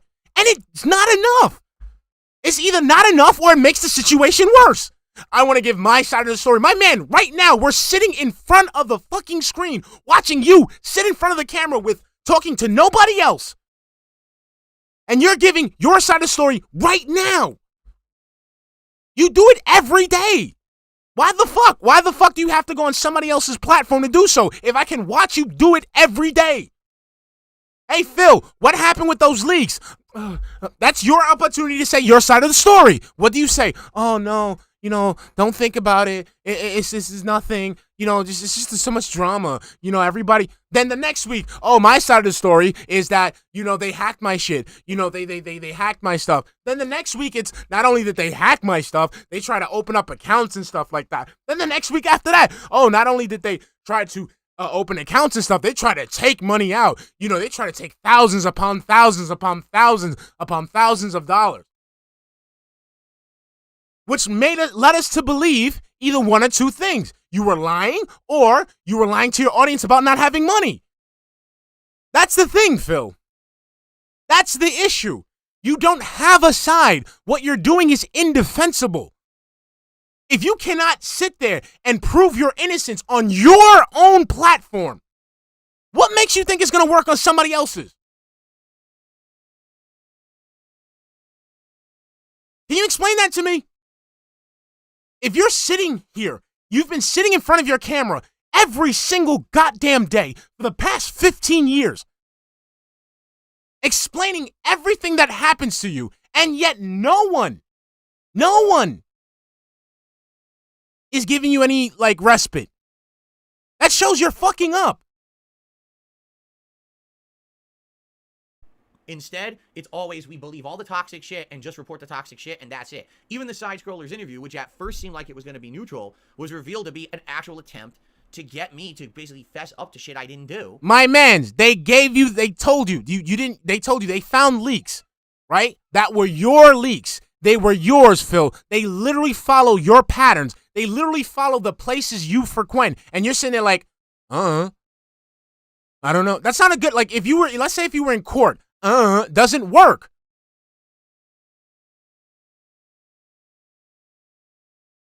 And the thing is, like I say with the WWE champions, Let's say with the WWE champions. You had already admitted that you played WWE champions when you got caught by Jasper. You literally said, guys, you guys know I play mobile games. You guys know I did. I've told it before. I've said it before. Then all of a sudden, you don't want to prove that you're not this person? Exactly, J Sway B503. DSP would get roasted in a court case on cross-examinations. Exactly. And that's one of the reasons why I always told DSP, if you ever feel like I'm doing something illegal, please, let's go to court. Take me to court. Please. Because I'd love it. I'd love it to sit there and watch you fucking squirm. For their own purposes. They wanted to be the group to, oh my God, look, we did it. We got Darksydephil to spill the beans on everything, and now we can be notable because of it, and it didn't work. No, they didn't get you, but it didn't work. But guess what? They got to host you, right? On their platform. They got to watch you squirm. They got to watch you act like a little bitch in front of Keemstar. They got to watch you fucking fumble around things that are indefensible. So that's why it worked. That's why they got all the money. That's why it's one of their highest viewed videos.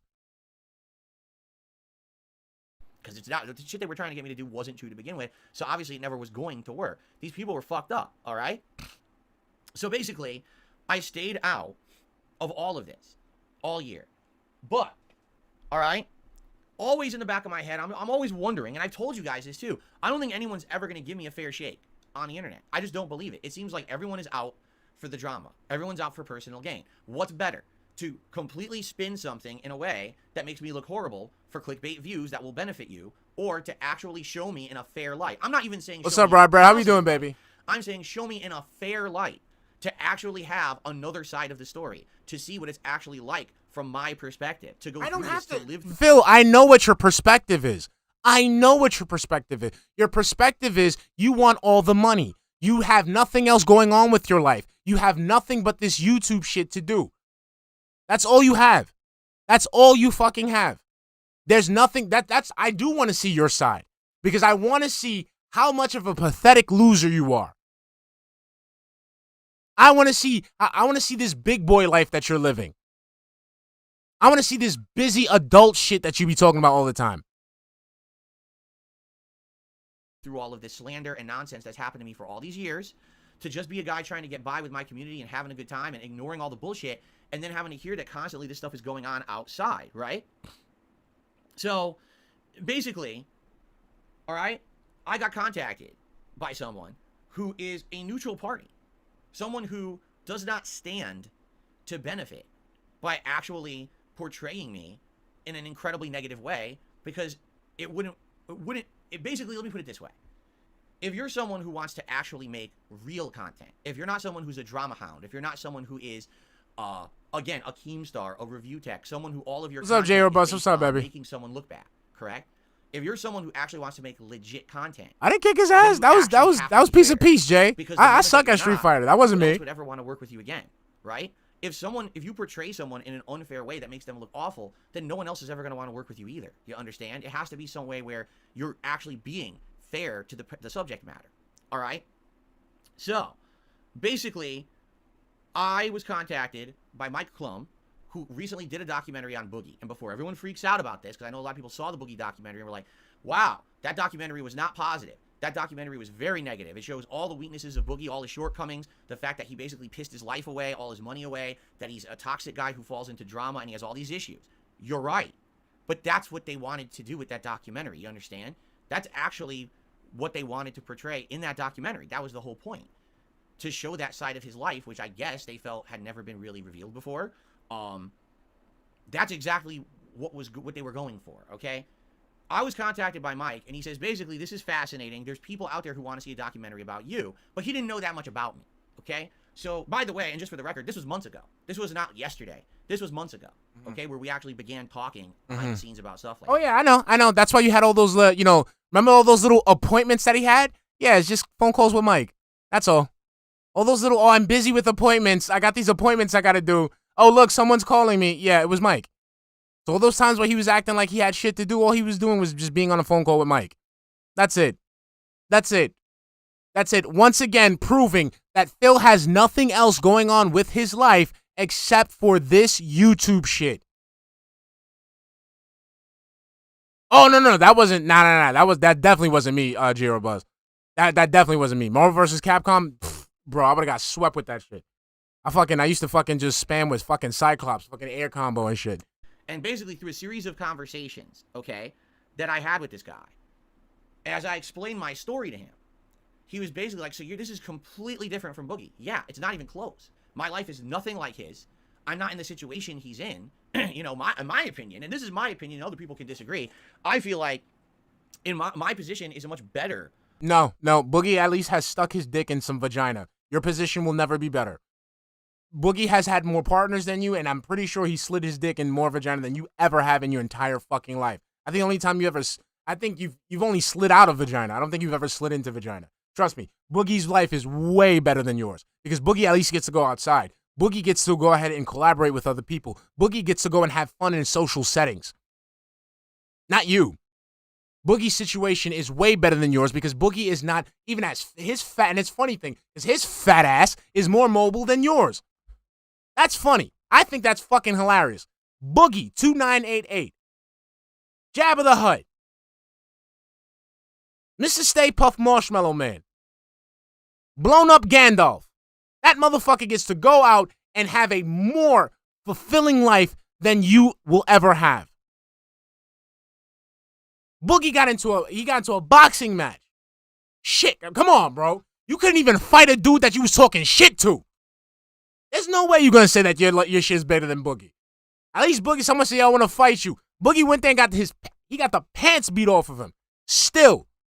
What about you, mister? Oh, let's do cross chops. No, let's not fight, guys.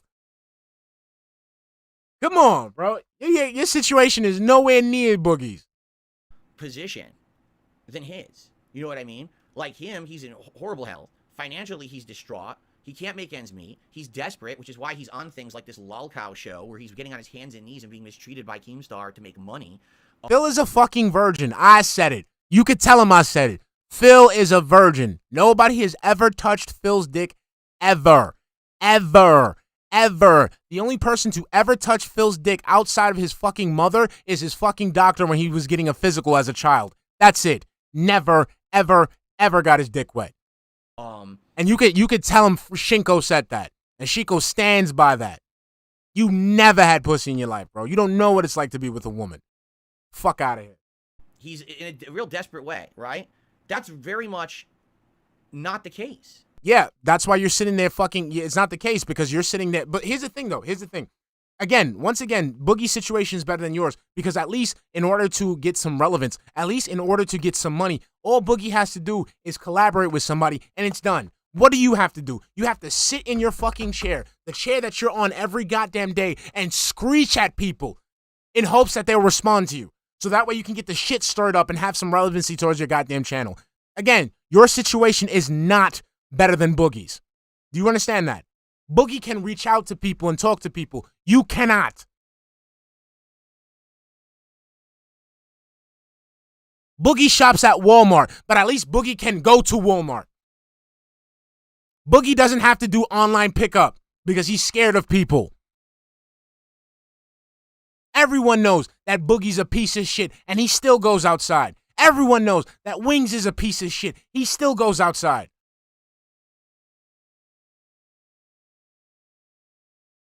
Okay, with me, I have a successful business. No, you don't. That's why you're doing this. If you have a successful business, you shouldn't be desperately reaching out to people for good PR. You should be able to do it on your own. Close my closet. What's up, baby? You should be able to do this shit on your own. But no, you're sitting there screeching other people to stay relevant. I enjoy coming to stream with you guys every day. No, you don't, because we literally watch you. Put on the fake YouTube mode on before you start the stream. We watch you. We literally watch you every day.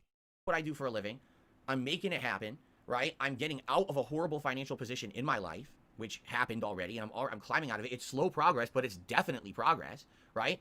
My story is basically that even though I've made all of these improvements over the years, and I am not representative of what people make me out to be anymore. Maybe one day, 10, 15 years ago, I was really bad. I was obstinate. I was stubborn. I was stupid. I said and did awful things, right? And I got away with it, basically. And now here we are 15 years later, and I'm still able to run a business, albeit... No, you didn't get away from it. You didn't get away from it. You're dealing with the issues from it now. That's why, yet again, you are working with an entire team. You have 3 to 4 YouTube channels, and you literally cannot compete with a YouTube channel that posts literal garbage. So if people that weren't here for my last stream, there is a channel called Pure Garbage where all they do is take videos, shorts of garbage on the floor.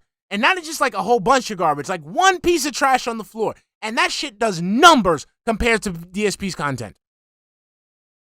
I shit you not. While this dude is doing, big announcement and back to, Goblin Camp goodness, the fucking guy's like, a pack of Marlboros in the train tracks on 42nd Street. That shit gets 2, 3, 4,000 views. While this dude, who's sitting there putting out so much fucking effort, can't even crack 300.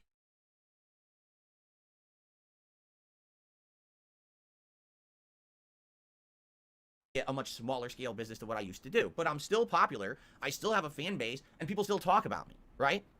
The problem is constant misrepresentation. And you might say, well, I don't get it because you already have addressed everything. You're right. I have addressed all of the bullshit and nonsense out there. However, I addressed it here, right? Yeah. And no one listens to me when I say it on my No, but the thing is, again, so why don't you do the thing that you do when people hit you up? Oh, I've already spoke about that on my streams. You can see that on my stream. It's on my stream. I've talked about it in this day specifically. Content. No one. This is me talking to my audience who already, it's like, what do they call it? You're preaching to the choir? Again, Phil, your audience that is on a public platform that is available to the entire world. That's another thing I need this dude to understand. Like, your stream it's not like a private sector. It's not like it's a space that cannot be accessed. Do you understand? When you upload to YouTube, you are beholden to the public policies that are in their terms of service. Because you will be broadcasting this to the world. Do you understand that? It's not that people cannot find you. It's that you're not worth looking up. You guys already know the deal, right? The fact is, most people don't. There's no central place you can go on the internet for the story of Darksydephil. DSP fucking gaming. DSP gaming. There's no central place to learn about Phil. DSP gaming. It's this detractor content, this documentary that's way outdated and has outdated information, this documentary that just regurgitates the detractor conspiracy theories. There's literally nowhere you can go to say, I want to learn about Darksydephil. Why does everyone talk about this guy? Again, that's what happened to me. And guess where I went? I went to the fucking source. And that's what made me a detractor. Do you understand that? Do you understand that when I first got exposed to you, it was shown in a neutral light. And what was shown to me actually made me want to go to your channel and look it up and see what you were about. And when I went straight to the source, I did not like what I saw. Okay? That's how I became a detractor. I became a detractor because I saw the shit that you were doing on your platform, on your stream, on your channel, your words, your actions. Get it and get an actual answer that's fair and makes sense. Okay? And so, after having talked to Mike, all right, the idea that we came up with was to do a documentary that's going to, for the first time ever, and I'm going to say this, likely for the last time ever, cover my actual real story. Me growing up, what it was like, right? How I got into games, you know? I don't have to do that. I can literally just go. Why would I need to see a documentary if I can literally go to any one of your pre-streams and talk about what you used to do as a kid. I know about your early life. I know about your mom using forceps to pull you out of the fucking thing. I know about your fucking mom combing your hair all the way up till you were 17. I know about the fact that, you went to private school. I know about the fact that you got into video games. I know about your stupid ass rabbit. I know about your fucking, I know about the fact that, you got into, like, arcades and shit like that, and your father was fucking studying and shit, and while you were out there playing on the arcade cabinets. I know all this shit already. I know that you were fucking in high school and you worked out and you had all the shakes, the protein shakes, the creatine shakes. I know about the weird little Asian chick that you fucking try to get to go to prom with. I know about the fact that your parents fucking screamed at you because you fucking drove on the highway when you weren't supposed to and you crashed the shit. I know all this shit. How do I know all this shit? Because I get it from you, Phil. I know about how you had issues with your parents because they didn't buy you a fucking toy. I know about this because I hear it from you. So why the fuck would I need to go to why would you need to go to somebody else to get the full story when I get the full story from you? When you tell me that is the full story on your streams. Exactly, RO Master DX. I found out about how your parents were on the verge of divorce, and the only reason they stayed was because of you. I know this. Why? Because you told me. So now I gotta go and watch a whole documentary with some guy fucking putting into production the same shit you talk about every single goddamn day?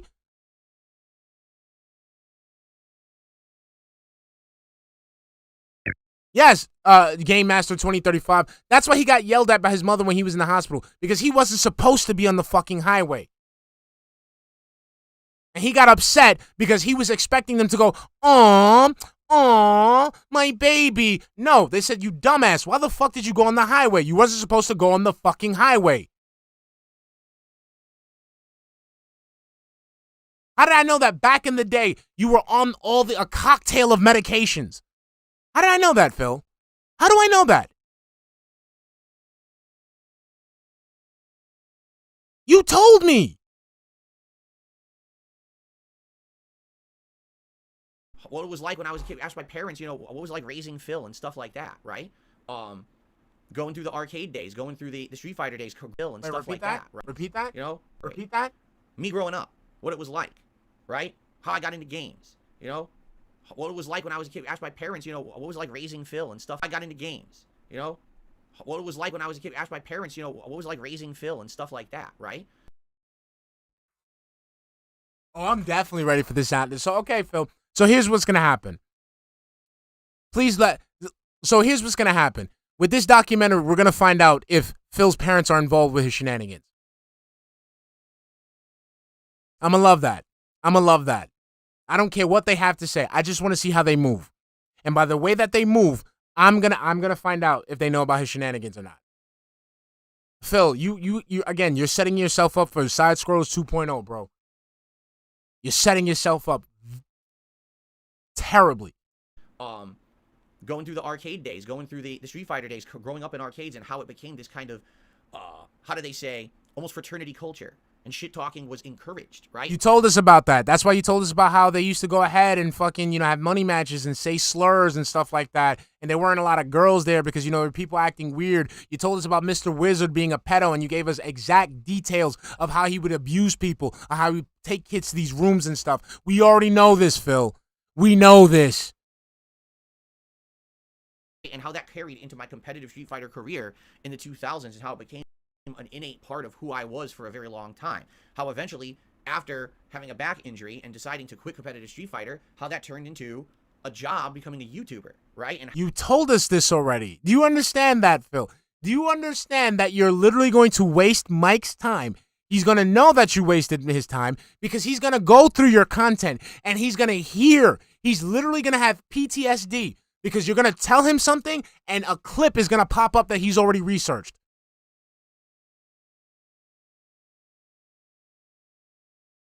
Oh, Nexus Galaxy, you can look up. I have 2 videos on it. I think I have 2 videos on it where he went ahead and he had multiple times where he talked about Mr. Wizard, and they didn't say allegations. They didn't say allegations. Someone went into his chat and was like, "Yo, Mr. Wizard's a pedo, and he said, and I quote, "Oh yeah, Mr. Wizard was a pedo." It wasn't, everybody knew. Everybody knew.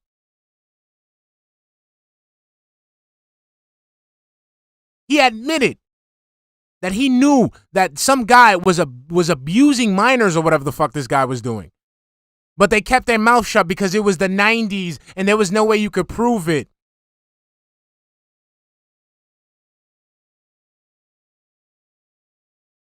That's what I heard from you.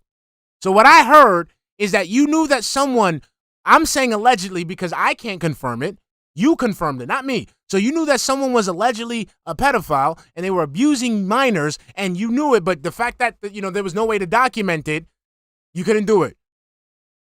So there's no way you could have just taken a quick Polaroid of him diddling some kid's ass real quick.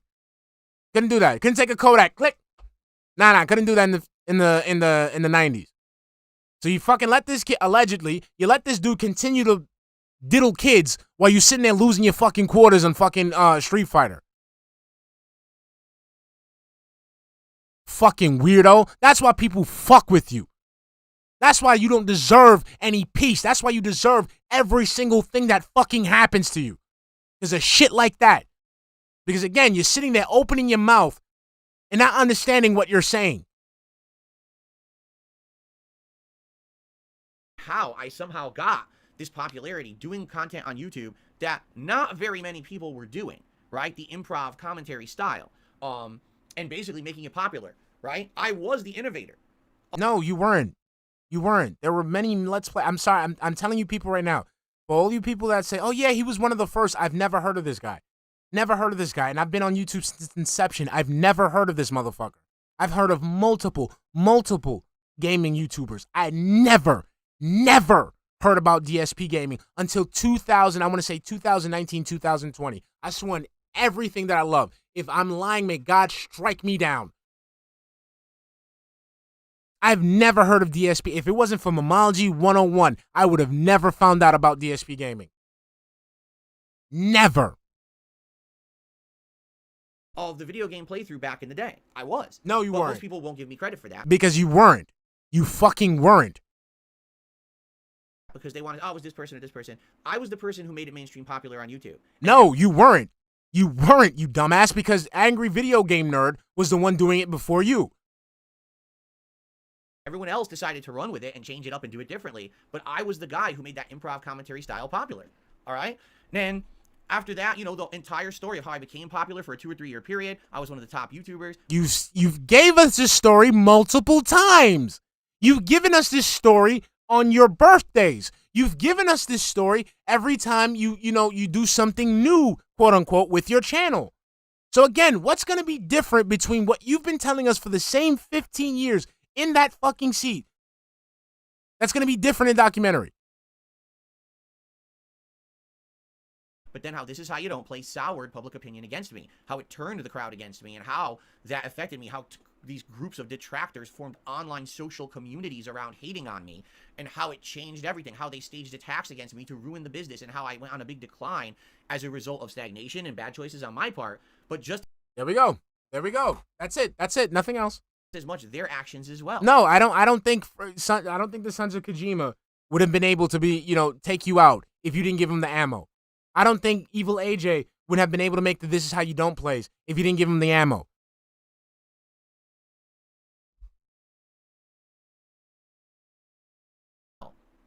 And basically doing all of that in a way that, number one, covers facts, but also is entertaining. Because ultimately, the last thing you want to do is have a documentary about someone. What's up, Sizzy? Okay?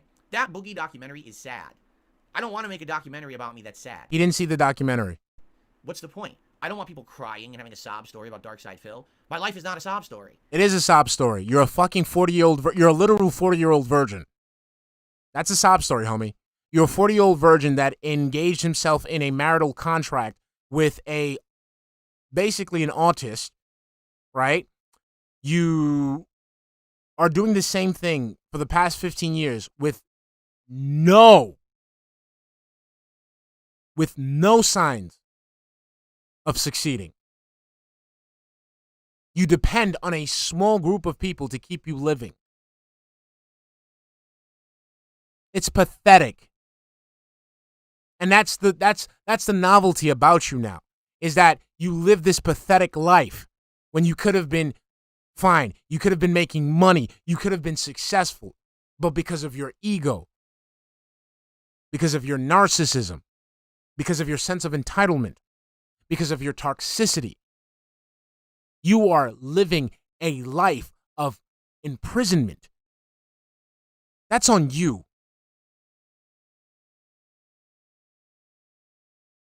It's interesting. People have said, would you ever write an autobiography or whatever? Maybe one day I would, but I never really thought about that. And then when I start talking to Mike, he's like, no, your story is interesting. The more I hear, the more I'm hooked. I want to hear more things about you, you know, about how this journey happened or whatever. This is not a crying situation about how awful things are. My life is not awful, right? But it stands to reason that to actually have a fair documentary about me that covers everything, my whole history, not just the bullshit conspiracies and negative shit about me. Not to say that stuff won't be in it, but to cover everything fairly and, again, in an entertaining manner. That's really the key here, is to make something that you guys want to watch. That's not just for my haters. It's not just for my fans. It's actually for an outsider as well. Someone who's never heard of me, but you say, you know, I hear the name Darksydephil every once in a while. I wonder about this guy. What about, you know, can I learn about him? This is the documentary you're going to watch. This hour or 2 hours, however long it ends up being, this is going to be your go-to piece of content to watch. All right? And you're going to watch it and say, okay, there you go. That's what he's about. And then you could judge for yourself. Hey, maybe you want to come by and check out my content based on the documentary. Or maybe you're zero interest and you'll never check me out. And that's okay too, right? But at the very least, this is really, it seems to me, okay, that this is the only chance that I really have to have a neutral party be involved in making something that actually is fair. That Sidescrollers interview was a complete attempt at getting me to look bad and getting me to confess to shit I didn't do. There was no point to doing it, but I didn't know that at the time. I was promised. Okay, Phil, again, you're showing me you don't understand how the world works. Like, you seriously do not understand the concept of information, research, going beyond the pale. Do you understand that? So let me put it to you in perspective, right? Let's say Mike does this, and Mike goes ahead and creates a perfect puff piece for you, right? Makes you look amazing, immaculate, makes us look bad, right? And people see this. And it does what you say. It goes, oh, you know what? This guy doesn't seem so bad. And then they go, let me go check out his content. And then they go check out your content, and you're still doing the same thing over and over again. What then?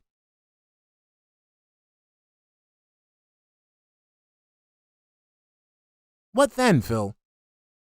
So again, let's take it about, oh, we watch the documentary, and we watch you say, look, people say negative and toxic things about me.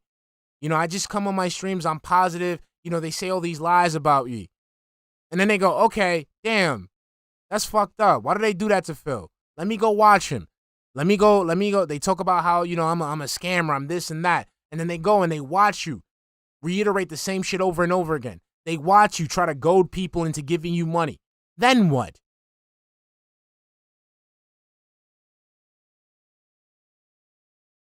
He's not going to get 20 or 30 pay pigs. Because one of the big negative things people are going to find out is that he's horrible with money. And again, so he comes and gets those pay pigs, and it's like, oh man, I don't got no money. And then the day after the day off, oh, me and my wife, we got this expensive sushi. You know, we don't get the cheap sushi, we get the expensive sushi. It's going to turn people off. It's over for him. I want him to do the documentary because no matter what, it's content for me either way.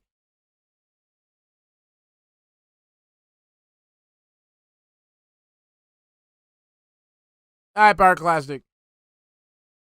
It's not. And like I said, you're doing this thing where you're going to talk about detractors. Phil, I'm saying this right off of that. Please have my name in your mouth. Please. Please. I dare you. I dare you say some shit. I dare you say some shit about me. I dare you. I fucking dare you.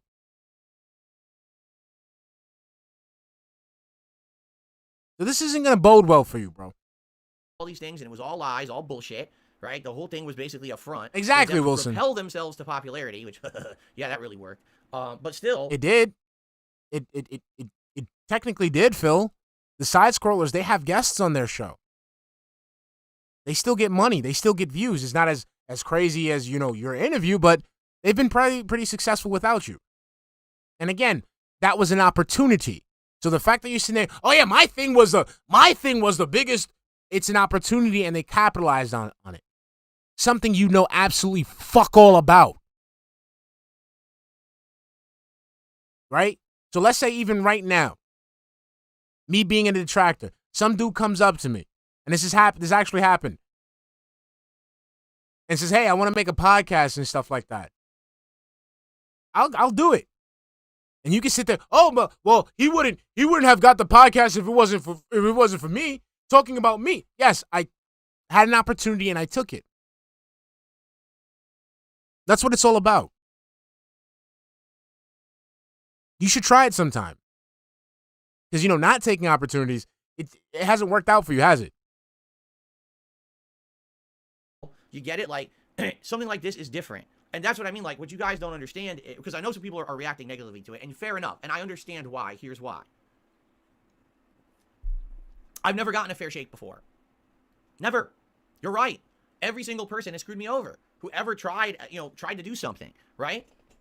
So, that's the point. Now, here's the thing. Does this mean that there's no one going to be involved negatively? Of course not. They're going to be in there. Everyone's going to be in this thing. I mean it. Everyone who's is going to be in this damn thing, it's going to be entertaining for that very reason. But here's the thing.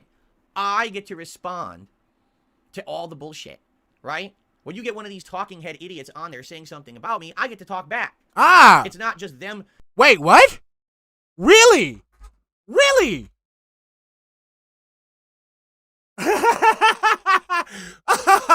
Okay. Cool. Looks like I'm gonna have to send an email out early in the morning. Okay. Yelling at their audience and their audience saying, hey, yeah. Mm-hmm. Instead, I actually finally get to respond. Oh, you do? You do? Bro. Oh my God. You guys know me. Okay.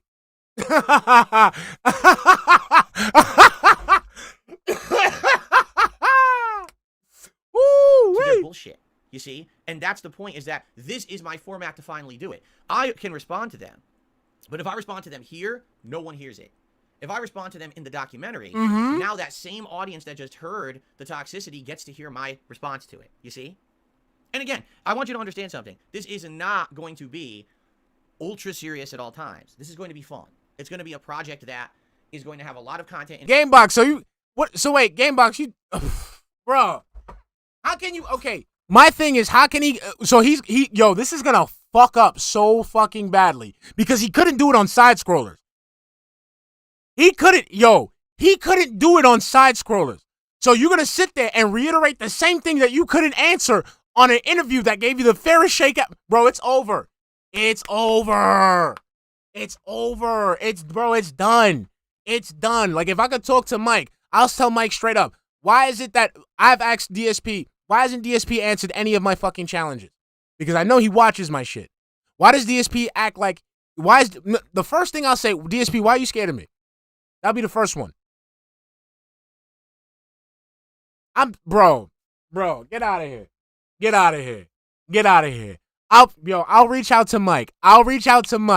And I'll tell him, like, Mike, I would like to be a part of this, but the only way I would be a part of this is if you ask Phil directly if I can be a part of it. If he says yes, done. Y'all know me. Y'all know me, Mr. Heat and Receipts. Bro. And the kind of which you've not seen from me, okay? It's not just going to be me sitting here on my chair doing games and talking to you. What's the point? If literally the whole documentary is a bunch of Gamebox, you don't gotta give away anything. You don't even have to tell us anything that much now. Keep it on the wraps.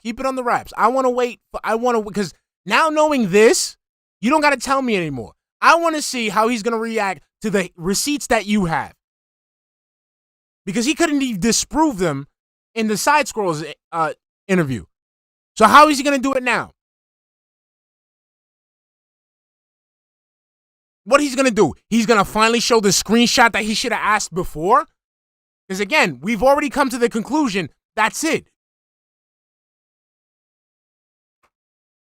shit about me and me just sitting here saying, well, here's the truth about that, here's the truth about that, that's boring. No one cares about that. Yeah, so I'm going to say, Phil, how come you actively defended Derek, who is a sex pest on the internet? Fucking, how could you actively defend him following little girls on social media? I want to hear that answer, bro. I want to hear that. If nobody spoke to Mike about that, I want to know about that. Why is it that you actively defended a person for being a sex pest and following little girls on social media? That's what I want to know. I want to see the comeback for that.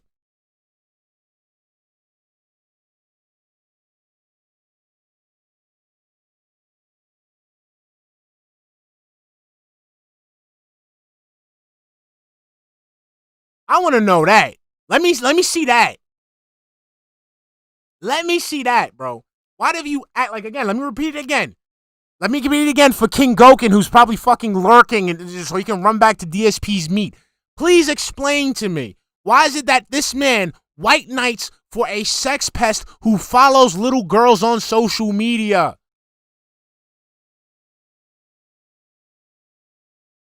That's my, if I could reach out to Mike, that would be my question to him. Why do you think it was okay? Why is it that you go ahead and manipulate, why you try to go ahead and manipulate women on the internet? Because I caught you red-handed twice. Can you explain that to me? Remember Audra Williams? Huh, Phil? Remember when she was just wishing you like, hey, you know, I hope you get good luck with your sandwich.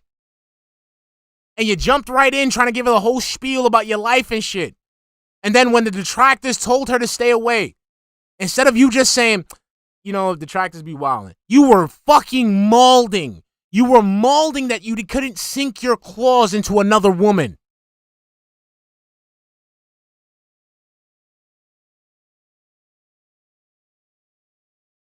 Right? So, that's going to be the difference here, all right? And my goal is that when this thing comes out, okay? When this thing comes out, I want it to be the final go-to source for people to learn about me and my story, and that's that. Because I don't want to hear any more bullshit from these people. Not to say that they're not going to continue, because they will. It will always continue. We know this, that these people are so desperate for content. When you have no talent, you have to milk others for content, correct? Because you have nothing to make for yourself, so you have to milk the world around you for content in a toxic way. They're never going to go away. But at the very least... That's why you do reacts, right? Because you have no talent. You have no talent at all. You can't do anything. You can't create anything, so you sponge off of other people's shit. Once this story is out, it's done for me, and I can actually move on positively and say, you want answers about anything of my past or anything, go watch the Mike Clum documentary and leave me alone, because I'm moving forward with my audience here, right? Will anything positive come out of it? I don't know. I'm telling you. I don't know. The first thing we're going to get is we're going to get a horror story about how, I'm telling you, this is what's going to happen in the documentary, is we're going to get a horror story about how hard it was to work with this guy. That's it. We'll see. But the thing is, there's so much toxicity and negativity about me on the internet. I don't think you could hurt, right? Really, honestly, you guys are not going anywhere. You guys are here every day. You understand me and who I am and the content I put out. My core audience is going to be with me no matter what. You know the truth. I've already told the stories, right? You're going to get, even you guys are going to get some good stuff out of this documentary. Trust me, there's going to be funny scenes. There's going to be information you've never heard before. You know what I'm saying? There's going to be interesting stuff, all right? And again, I totally understand, because there's people in the chat right now who are like, I don't trust it. I think it's, you know, I hear you. I understand, because we have, again, we as a community, and I've said this before, it's not just about me. It's about us, right? Everything that I do has an impact on everyone around me, and I know that. So when I did that Sidescrollers interview, it wasn't just a Can you not do a fat cat for change? It would be more realistic. I'll get you some chunky cat. I think I got a chunky cat. I hear you on that. This is very different from everything that I'm involved with. It's professional, right? Mm-hmm. I've got, you know, there's agreements in place. Mm-hmm. You know what I mean? Like, this is on the up and up, going to be something that's going to be fun and fair. I'm not saying this, by the way, by no means whatsoever is this kind of a kiss my ass thing either. I want you to understand that. That's not the point. It's not supposed to be a documentary where Phil just looks good constantly. I'm a flawed human. I've made many mistakes over the years, you know, being a YouTuber way before then as well, and I've fessed up to them. the thing is, no one hears that. No one hears that Phil admitted he did something wrong. Instead, it's just he's this pig-headed guy who says that he's the best guy ever, right? That's not the case, but no one hears the truth. You understand what I'm saying? No, we hear the truth. No, So, we hear the don't- truth. We hear, yo, what's up, Sly? I see you, baby. I hear the truth. It's not good enough. Do you understand? So let's hear your side of the story. Let's hear your side of the story. Your side of the story with WWE champions. Oh, I don't know. That's your truth. Phil, you got caught with these financial leaks. Oh, those aren't my leaks. Phil, those have to be your leaks because not only do they align with your day off, they align with the things that you do and say on stream. Oh, I don't know. They fabricated that. That's my truth. Like, no, it doesn't work like that.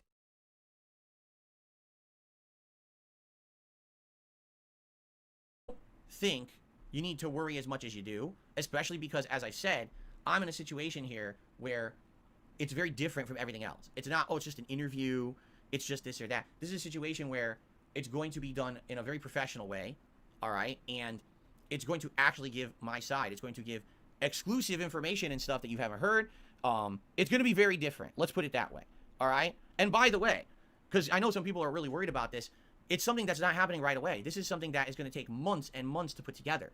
Something of this scale and magnitude. You know, this is basically kind of a Netflix level hour-long documentary about me, and it's going to take a lot of time. There's going to be filming. There's going to be all kinds of things that's going to happen. So to be transparent with all of you, yes, this is going to affect me this year. There's going to be filming around here. There's going to be filming in studios. You know what I say? It's going to be a high-level thing. This is not fucking around and just doing a few video clips edited together like all the other documentaries about me. This is actually a real I'm here. What happened? What happened? You understand? Somebody tagged me. Well, what'd I do? What happened? So coming up, and I don't have all the information yet. I will let you know. Okay. Basically, this is going to be. And a situation TJ, where I got you, but take good a luck, little bit of time baby. away from streaming. Some of my streams will be affected. Obviously, they're going to want to film me at work to see me at what I'm doing to put that into the documentary. Yes. Right? Yes. There's going to be a few days Yes. where I'm not going to be able to stream because I'm going to have to go film a bunch of stuff. Yes. Right, in a studio or. I know. I said what's up. What's up to the So, gang? when I said what's up to the know gang. all King about Slide in that the gang. What's up, all right, I'm baby? gonna let you guys know what's going on. You know, I So said you'll what's know, up. okay, this I week, see guys, ya. 2 days, I I'm see not ya in gonna the be here on building. stream because I'm gonna be off filming, and then I'll be back, right? And also, I just want to let you guys know, I can't be spoiling this thing constantly because people are going to constantly be bombarding me with questions. So what's going to be in it? And what's going to be this? And what's going to be that? And what, you know what I mean? You can't do that. You know what I'm saying? Like, I can't be spoiling the whole dang thing. I know a lot of people want that. I'm not going to spoil the whole. There's what's the nothing to point of it spoil. if I Don't. tell you everything we're doing it. Don't spoil it. Just I want to see you. Like I said, I want to see, Phil. What I want to see is I want to see what you're gonna cook up to present to Mike that you think is a busy day. That's what we want to see. Even if you don't show us your wife, we want to see your wife. We know we might not see her, but I want to see what you think people would believe to be a busy day. I want to see you waddle to the car. I want to see you drive to Target. I want to see you go pick up the shit at online pickup because I know your punk ass don't fucking shop. I want to see you go to Fred Meyer's. I want you to go to Petco PetSmart in the Covington pet store. I want to see you go to Safeway and top off your gas tank with gas. I want to see you go to Curls and Twirls so you can get your Nazi haircut. I want to see how is it that a man with skinny arms such as yourself still has to waddle. That's what I want to see. I can't wait. Right? I can't wait to see you try to pretend that fucking carrying a fucking milk gallon is one of the hardest things to do.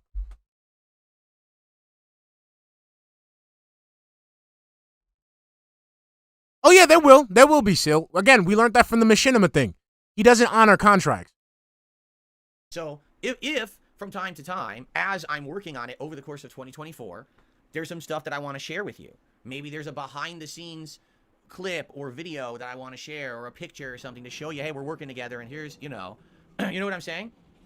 Then we should absolutely do that to share, but it's not going to be spoiling the entirety of the whole thing.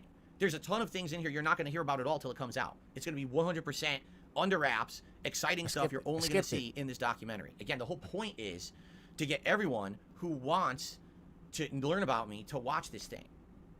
I think it's going to be fascinating to see my story and then to see how people have reacted to it. You know what I'm saying? Like, look at all these people on the internet who crap on Phil, right? But for what? I'm telling you, like, his ego, he can't help it, bro. He can't. And this is why it's gonna fuck him over. Because he doesn't understand he's in a position where he shouldn't be doing this. He's in a position where he will sit there and contradict stuff that he said in the past. But the fact is that he gets to see himself in a documentary. Like, bro, how can you be so fucking short-sighted? How can you be so short-sighted, Phil? This doesn't work. It doesn't work. Do you understand that? You're a scammer. You're a talentless scammer who preys on mentally stunted men and children. You beg for money because you spend that money on frivolous things. Do you get that? Do you get that? Because I know what's going to happen, Phil. You're going to put up a front for Mike. You're going to pretend that you're a busy person. You're going to want to not only pretend to be a busy person, you're going to act like you do more than than you actually do. You're going to spend more money around Mike. I know this. You're going to go to, you're going to, look, I don't shop at Walmart. I shop at this place. Look, I groceries expensive, and we're going to break that down. We're going to make fun of it. I can't wait.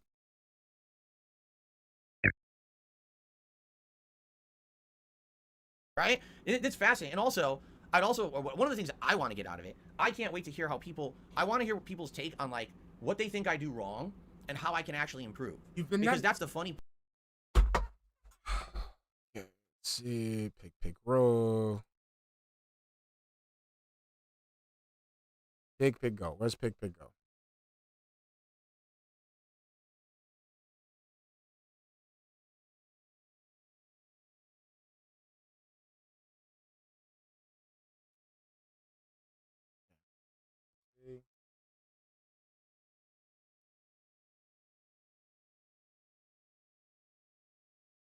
I'm sorry. I know you can't see. Let me see if I can zoom in.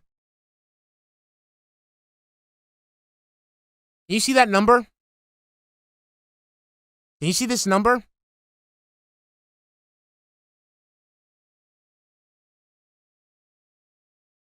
How many times has he asked for feedback? Again, Phil, you're proving me right. I literally just said this a while ago. What's the point of you doing this if you're literally going to do the same thing that you do on stream? So you're going to go and do the documentary, tell people, oh, what I did wrong. Stop. And I know this is a two-pronged thing because you want to continue to have engagement for it. Stop. This is mental illness. So you're doing things wrong. People are telling you you're doing it wrong. Then you're going ahead and fucking lashing out at those people. And then you're going to still be like, hey, what am I doing wrong? Mental illness.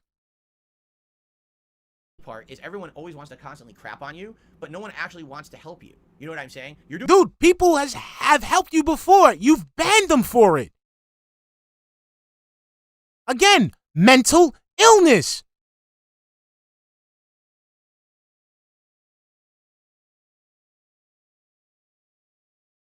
Oh, it's called it's pigpiggo.re, schlock. Whatever you want to see that Phil says something, that's the thing to go. Doing everything wrong. Okay, so what should I be doing that would be right? Okay, you should do A, B, and C right. No, you're a moron because you don't know what you're talking about because D, E, F. This is what we go through every day.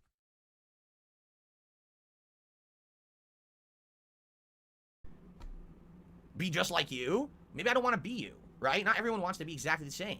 So there's no, but that's why you're desperately trying to be like all these other YouTubers, right? That's why you're stealing their swag, you're stealing their content, you're stealing the way they do things, you're stealing their fucking graphics and shit. The way that they do graphics. You don't want to be like these people, but you emulate these people because you're jealous that you're not in the position that they're in. There's gonna be a lot. That's why we're.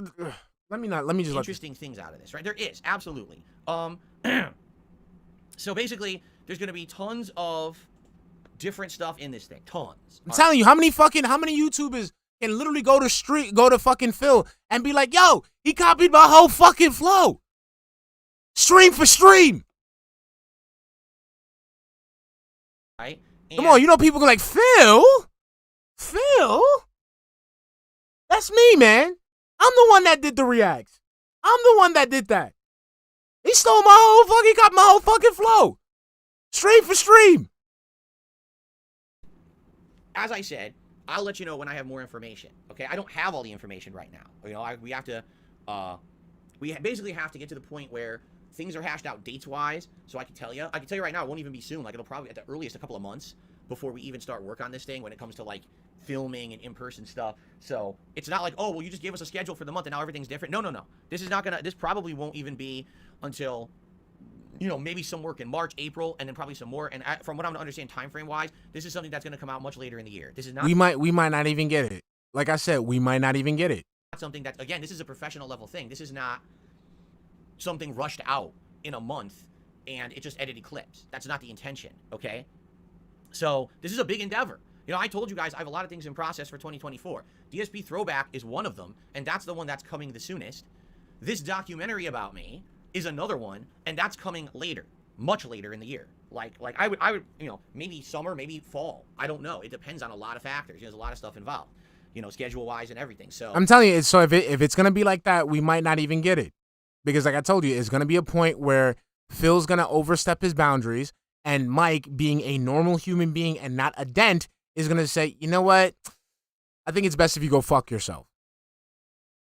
That's what I see happening. Because if it's going to take this long, it's not going to work. It's not going to work. We'll have to see. But just so you know, it's coming. And when more stuff is available to talk about, specifics and stuff that we're ready to talk about, I'm sure Mike and I will tell everybody, okay? So you can ask me questions, but chances are I'm not going to answer a lot of these questions until specifics are hashed out and we're ready to talk about it. Because I feel like a lot of the times people want to just get everything in early. I'm not going to tell you everything early, right? But just to make this perfectly clear, this is not the Boogie documentary at all. This is not the intention of the Boogie documentary. That whole documentary had a different vibe and a different take to it, and that's where basically Boogie and Mike wanted to go with that. And this is completely different. I made it very clear up front. I'm not Boogie. I'm not some sad story.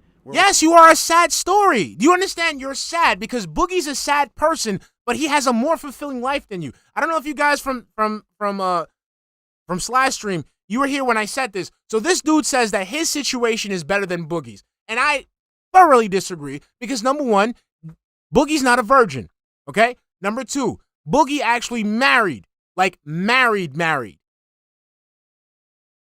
He didn't pick a fucking doorknob and put a ring on it. He got married. Boogie, to this day, still can go outside. He goes ahead and does activities.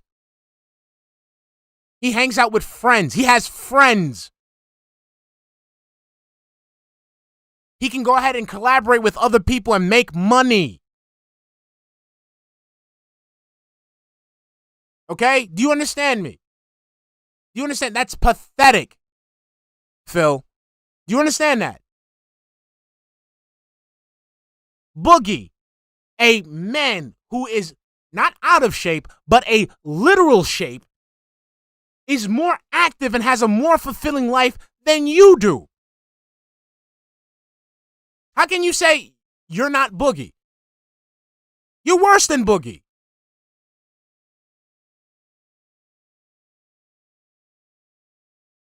Boogie does shit. Boogie has friends he can lean on. Boogie is able to talk to people. Even though he manipulates them, he's able to talk to people. He doesn't shut down. So no, you're not Boogie. You're worse than Boogie.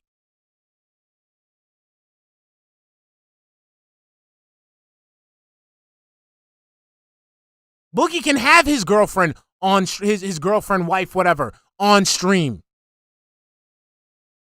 We're going to be talking about how awful my fucking life is and everything. I don't want a sob story documentary. There's no sob story. My life is good. I have a good life every day. I have a great time with my audience. We all have a bunch of fun. You know, all the idiots outside of my streams are the ones who are miserable, have to talk shit all day, not me. I have a great time with my life. So, you know what I'm saying? There's nothing. I'm sorry. I'm sorry, Phil. I don't follow you as much because you're boring, and I have other shit that I have to do. I don't follow you that often, so it's like I got shit going on in my life. I go outside. I can go outside. I can go do things. I've actually, I have a partner that cares about me, and we actually care about each other. It's not like a roommate agreement. I've actually reproduced. Like, as a human being, I've fulfilled my obligation by reproducing twice. I'm fine. I have 2 kids who are amazing. All right, Nexus, catch you later, baby. I would never trade places with you for a second. Actually, I had a cat, but he passed away. And I got another. Well, yeah, I had a cat, but he passed away. His name was Kitty. He was brown. And then there was another cat that I had for a bit, but I had to rehome her because we couldn't keep her. But I've had pets that weren't neglected and shit. I've actually traveled to places. I've actually worked with people. See, when people say something nice about Darksydephil, can't.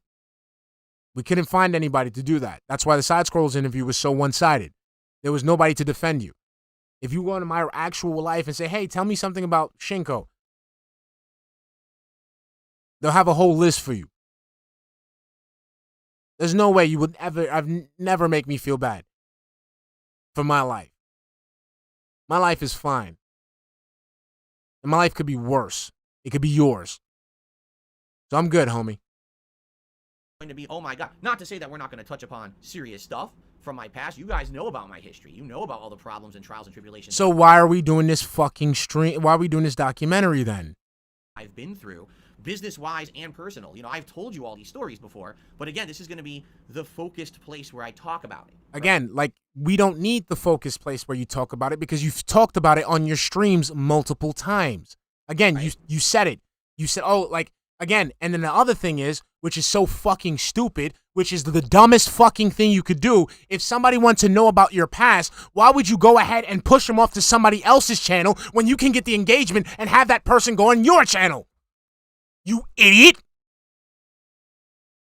This is how it shows how fucking stupid you are, because you can go ahead and just, not do this puff piece, have people explain to you what the situation is, tell them, look at my previous videos, go look at my prior content. You can find the answer there. Not only will you satiate that person's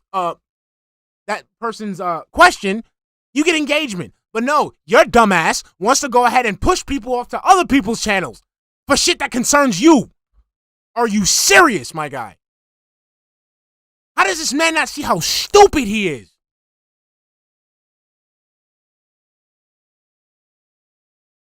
Fucking idiot. I mean, these stories are going to be riddled with lies too, J Sway B503. This is what I'm saying. This is some short-sighted bullshit on his end. And that's why it's going to be fucking glorious for us. All at once, and if you want to know anything about Darksydephil, this is where you go for it. And as I said, my intention is that this is it. Once this is done, this is a lot of time and effort. And this is what I'm saying. And he did this with the Sidescrollers interview. How many times when people ask, look, I already said it, my piece on the Sidescrollers interview. You want to go see it? Go look at the Sidescrollers interview. And then he's going to sit there and bitch about how that's their most viewed video. Motherfucker, you pushed people there.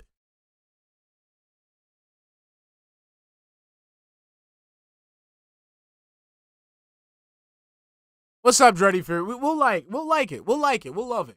Into this thing. This is going to be time away from my work, time away from streams for you guys. Once this is done, that is that.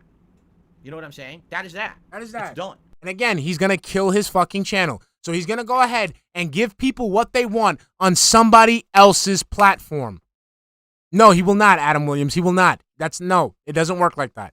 And I think that will be a point of contention. If that does become a point of contention, I swear to God, it's going to ruin the fucking documentary for Phil. It's, I'm not doing another one of these damn things unless, aliens land and I have a story of how I went and I fought the aliens or something. You know what I mean? Like something wild. This is my story to be told. And after this, I just want to continue to do what I love for a living. And then, okay, so if that's the case, that means I don't want to hear not another fucking helicopter story. I don't want to hear another fucking Tekken arcade story. I don't want to hear another Evo story. I don't want to hear another Twitch story. I don't want to hear another golden days of YouTube stories. So that means when I go to your podcast, when I go to your stream, when I watch your reacts, you won't mention these things ever again because you will go ahead and have them in a central location. That's what I'm understanding here. And not have to bother with this shit anymore, you know? But I feel like this is my fair chance to have a fun, informative, interesting documentary be made about me rather than it just be hit piece, hit piece, hit piece, hit piece, or even worse than that. You wanna know what's worse than a hit piece? Because here's the thing. With a hit piece, all right, you can tell when it's a hit piece, right? When you watch someone who really doesn't like someone and they're making negative content, you can tell this is a hit piece, and you're not going to have normal people watch a hit piece. The only people who watch that stuff are people who actually don't like the person already. My nigga, tell me what's normal. You don't know what's normal, Phil. You have selective showering days, okay? You pour bacon grease down the fucking drain. You use a toilet plunger to unclog your sink. Can you explain to me what makes you think that you know what normal is? You think making the minimum payments on fucking your debt is okay?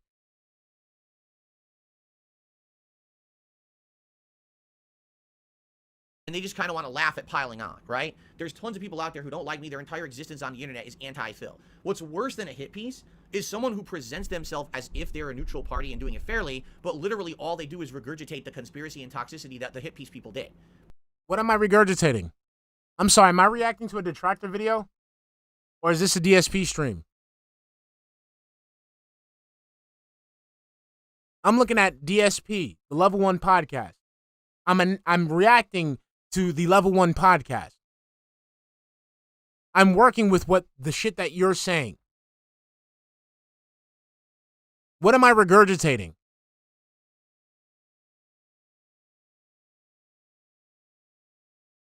Can you explain to me what is it that I'm regurgitating from other people?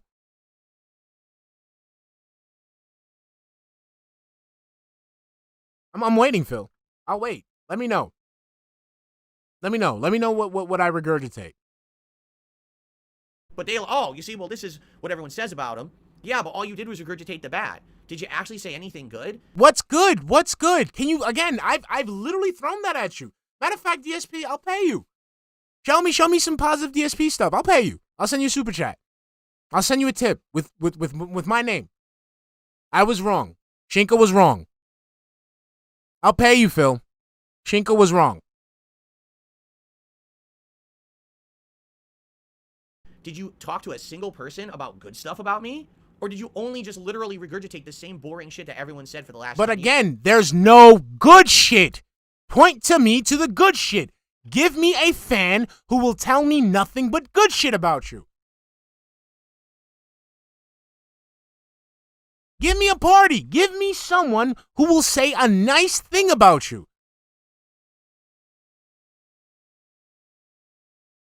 Years. So why'd you even make your fucking video besides circle jerking yourselves into those communities for more milking of money? Because the funny part is they say lol cows, right? But the thing is, when as much as they say they're milking someone for content, you want to know who they're really milking? The detractors. Every moment that one of those people make one of those documentaries, all they're doing is milking the detractors for their views and money. Because my fans don't care. I don't care. I don't even watch it. It's them that they're milking, not me. Yeah. Milking me for what? Bro, it's nothing for me. Okay, they get view. Again, Phil, stop showing people that your entire life revolves around YouTube. Craig never milked me. My teats are fine. Turkey Tom never milked me. Keem never milked me. So I don't know where you're getting from this. Sure, it's about me, but you literally didn't even say anything new. All you did was regurgitate the toxic shit, and you milk them for money and views, not me. I don't like a cake. You know what I'm saying? So in this case, yes, this documentary will absolutely address some of the conspiracies and toxic things that are said about me. 100%, those will be. I'm gonna say this right now. I'll tweet Mike about this. I'll send an email to Mike. If he doesn't address why he defends Derek, the whole thing's a wash. The whole thing's a wash. So explain why is it that you white knight and for a pedophile? Be addressed. But at the same time, there's going to be the more fair human aspect to it. Addressing me as a person, my history, what I stand for, what kind of content I put out today versus what everyone claims I put out 15 years ago. You know what I'm saying? Like, Do-do-do. Give me 1 minute, guys. Do-do-do. Do-do-do-do. Do-do-do-do.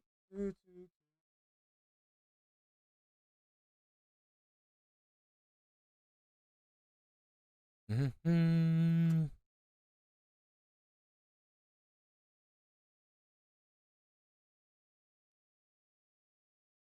Okay, there we go.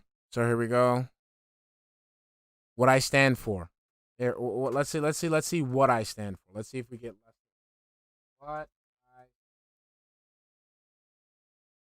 Let's see what I see. Let's see if something pops up. Oh, we still get results. Let's see. My content. Let's see what else. What else we got? Let's see what else we got. What I stand for. My content is about. Let's see if we got this. Let's see if we get some. No. Let's see. Hold on. I could be wrong. Look at that. Talking about his content. Let's see what else we got, Phil. Let's keep it going. Let's keep it moving. it's going to be very, very different, all right? So, like I said, I will have way more information about this as it develops. Right now, it's too early to give you any specifics, nor would I really want to give you specifics, because that would give away too much, you know? And I'm going to have meetings with Mike where we're going to plan and discuss things, and then we're going to have filming sessions and stuff, and I'm going to keep you all in the loop on that so you know what to expect with all of that, because I want you to know when I'm going to be here, when I'm not going to be here, you know, what's going on, okay? And like I said, there will absolutely be stuff that will likely be shared with you over the course of the year, whether it's I could put out an exclusive clip on the channel as a preview of something that will be in this project and to get you guys hyped up for it. Because, again, it's not just for people who don't like me. It's not just for people who like me. This is for everyone. This is supposed to be a video you can watch, and you will learn all kinds of stuff about me if you just heard the name Darksydephil. Maybe you only saw one clip of me ever and you want to hear my story. That's what the point of this documentary is, you see? So there you go. So now the beans have been spilled to the point where at least you have a general understanding.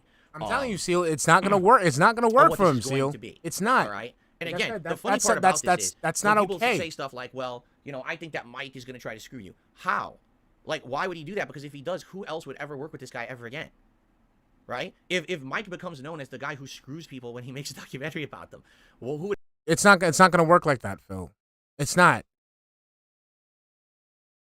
ever want to work with Mike ever again? Do you think he's doing it for a one-off video and he's running and never making content ever again? That No, Phil, it doesn't work like that. You're a literal fucking nobody. Even if he made the hit piece, even let's say if he made a hit piece and he fucking lied, what the fuck you gonna do about it? You wouldn't be able to disprove anything. Because again, just like with the Sidescrollers, you couldn't do it then. Just like with every single fucking claim we make now, you can't do it. So what the fuck you gonna do?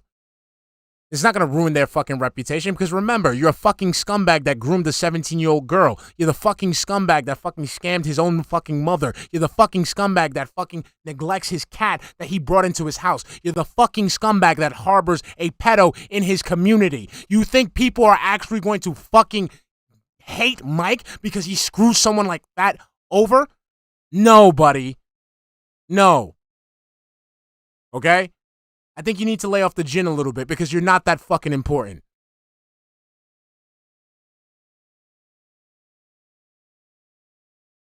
any sense. He wants to make good content that everyone's happy, right? That's the point. This motherfucker think that he gonna fucking So break Mike Clum. Okay. The fuck out of here. All right. So anyway, that's that. Now, I have a few quick shout outs to do. We're going to get through those, and I'm sure you guys are going to probably have questions, and I'll field your questions for as much as I possibly can. But again, all right.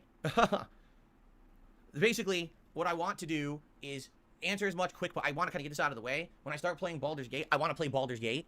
When I play Sea of Stars, I want to play Sea of Stars. That's the whole point of us doing this podcast, was to talk about this now. You better not talk about it tomorrow. Okay. And by the way, Abdullah says, Friday. I'll call What's this up, out baby? now. Trying to prove anything to people is a waste of time. It's better to move on with your life. You're Yes. right.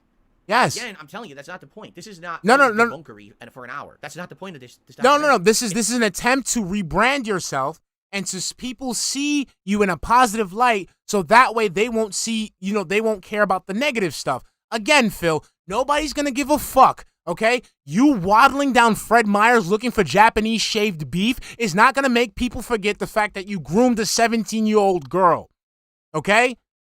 Watching footage of you shuffle through your filthy-ass fucking house is not going to make people forget about the fact that you harbor an actual pedophile in your community. Okay? You fucking doing mundane bullshit around the house is not going to make people forget that you scam mentally ill people and children out of money simply so you can live a quote-unquote big boy lifestyle.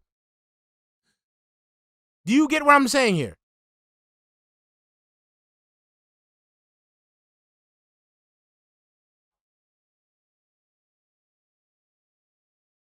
It's a real documentary. See, here's the thing. You guys are completely misunderstanding because you have only seen toxic shit about me on the internet. That's the difference here.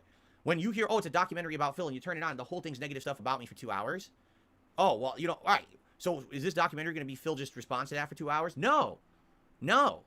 It's real. This is a real documentary, and this is, again, what people don't get because you haven't seen a real thing about me yet. You literally haven't seen one. I would say the closest one that came to this was the Frederick Knudsen documentary from many, many years ago. But that got a lot wrong, had limited information, right? It was, and by the way, it's incredibly outdated at this point, you see?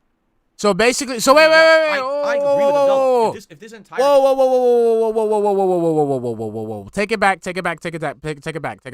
So basically, Fred Knudsen, who basically did the same shit that Tom did, he was okay, but Tom wasn't. When literally they just, Tom regurgitated the same shit that fucking Frederick did.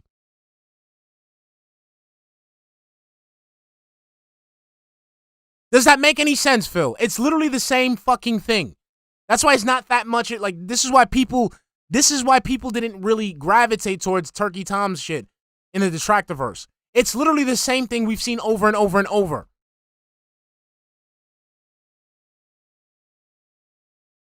That doesn't, like I said, so Sizzy Mac says Tom works with Keem. That's the difference. Again, mental illness. Mental illness. So he doesn't like the guy. So the guy who basically regurgitated the same shit that Phil found acceptable, it's wrong. Mental illness. I can't deal with this shit. Thing was 2 hours of me directly responding to people shitting on me and just saying, oh, that's wrong. There's no point. You're absolutely right. Then there would be no point to doing it. Zero. But that's not what this is going to be. I'll tell you that right now. Okay? Okay. All right, so let's do some shout-outs. I might wrap this up right now. And then I'm sure you guys are going to have some questions. I got 3 questions. So let's do some shout-outs first of all. If all 3 questions are bunk, I'm Snow Carl re-upped his membership for 19 months. He says he likes my wardrobe. I've matured. That's this one. Is my older Nautica sweater. I own 2. Don't care. Another one. Don't care.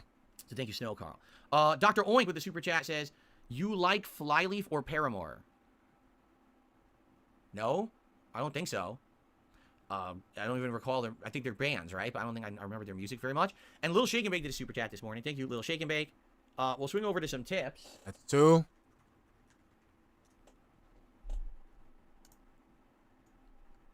Okay. Let's see here.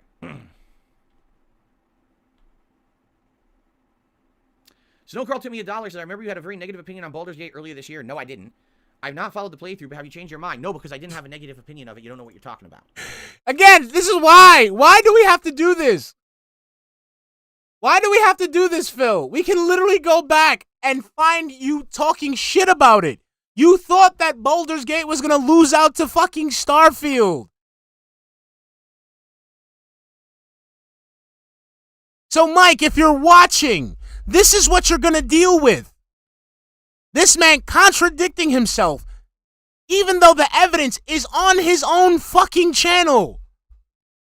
I know it's not Snow Carl Seal. Seal, he would have gave him some, like, fucking Corona or something. He would have said some shit that would have pissed him off.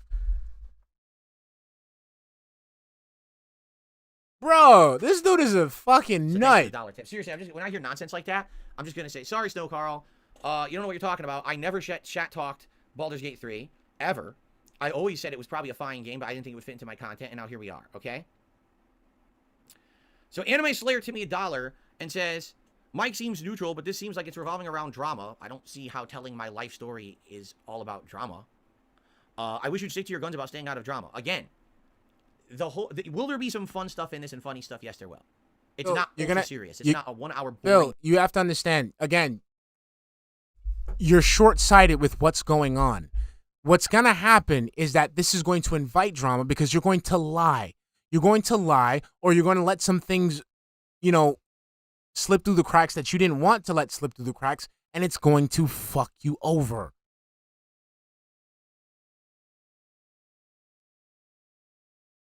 Yeah, we're almost there. We're almost there, guys. Almost sleep there. Documentary, but it's also not an hour-long hit piece against me, but it's not an hour-long kiss my butt. It's an hour-long interesting piece about my actual life history. That's mostly, I would say, would make more sense for outsiders. But for those who like me, you're going to like it. For those who don't like me, you're likely going to like it. Like, everyone, I think, would like it, right? But this is not, again, people are getting the wrong idea. You have seen only content about me that's purely negative. And so when you see content about me that's only purely negative, you immediately say, so this is just going to be nonstop drama. No. I mean, I don't think so. I think it's going to be eye-opening. I think there's going to be a lot of information that people didn't know that finally, like, oh, okay, now I get that. Now I finally understand that. Bruh, this is all I want to know, okay? Why the fuck do you protect Derek? How old was Panda when you reached out to her? That's what I want to know. I want to know that. And I want to know who you've been reaching out to in regards to getting channels taken down. I want to know that. That's all I care about. I don't care about nothing else. I already know that your life is worthless. Okay? I did my ops. Your life is shit, Phil. You don't do anything. You don't. You literally don't do fuck all nothing. So what is there behind the scenes shit that I need to know about? I don't give a fuck about what you do in your day-to-day. You already tell me what you do. I don't need to know about what you used to do as a kid because you used to tell me already. Like I said, I already know that you grew up, you're a fucking weirdo fucking kid who you were like that you're the kid from the meme. Go play with the neighbor's kid. That's you. The fucking weirdo. You're the one who's scared of black people and fucking, black people and riding your bike after a certain block. You were weird in high school. You were on a cocktail of medications. Your parents were on the verge of divorce. While your father was studying for his college degree, you were wasting your time doing fuck all, losing his quarters in arcade games. You having a resentment for your parents because they didn't buy you the Wolverine figure and they didn't kiss your boo-boos because your dumbass got into a car accident when you wasn't supposed to be on the fucking highway in the first place. I know all this shit already. What is Mike going to show me that's any different? Because again, this has to come from your mouth. So you're going to regurgitate the same shit over and over. What's going to be different?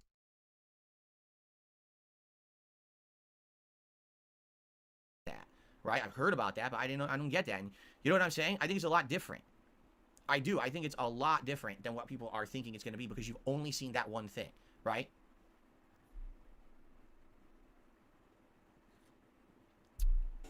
Okay. Let's continue.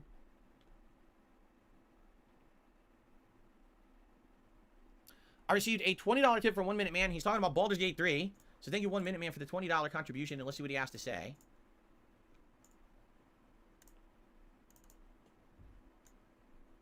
Oops, I was putting it in the wrong spot.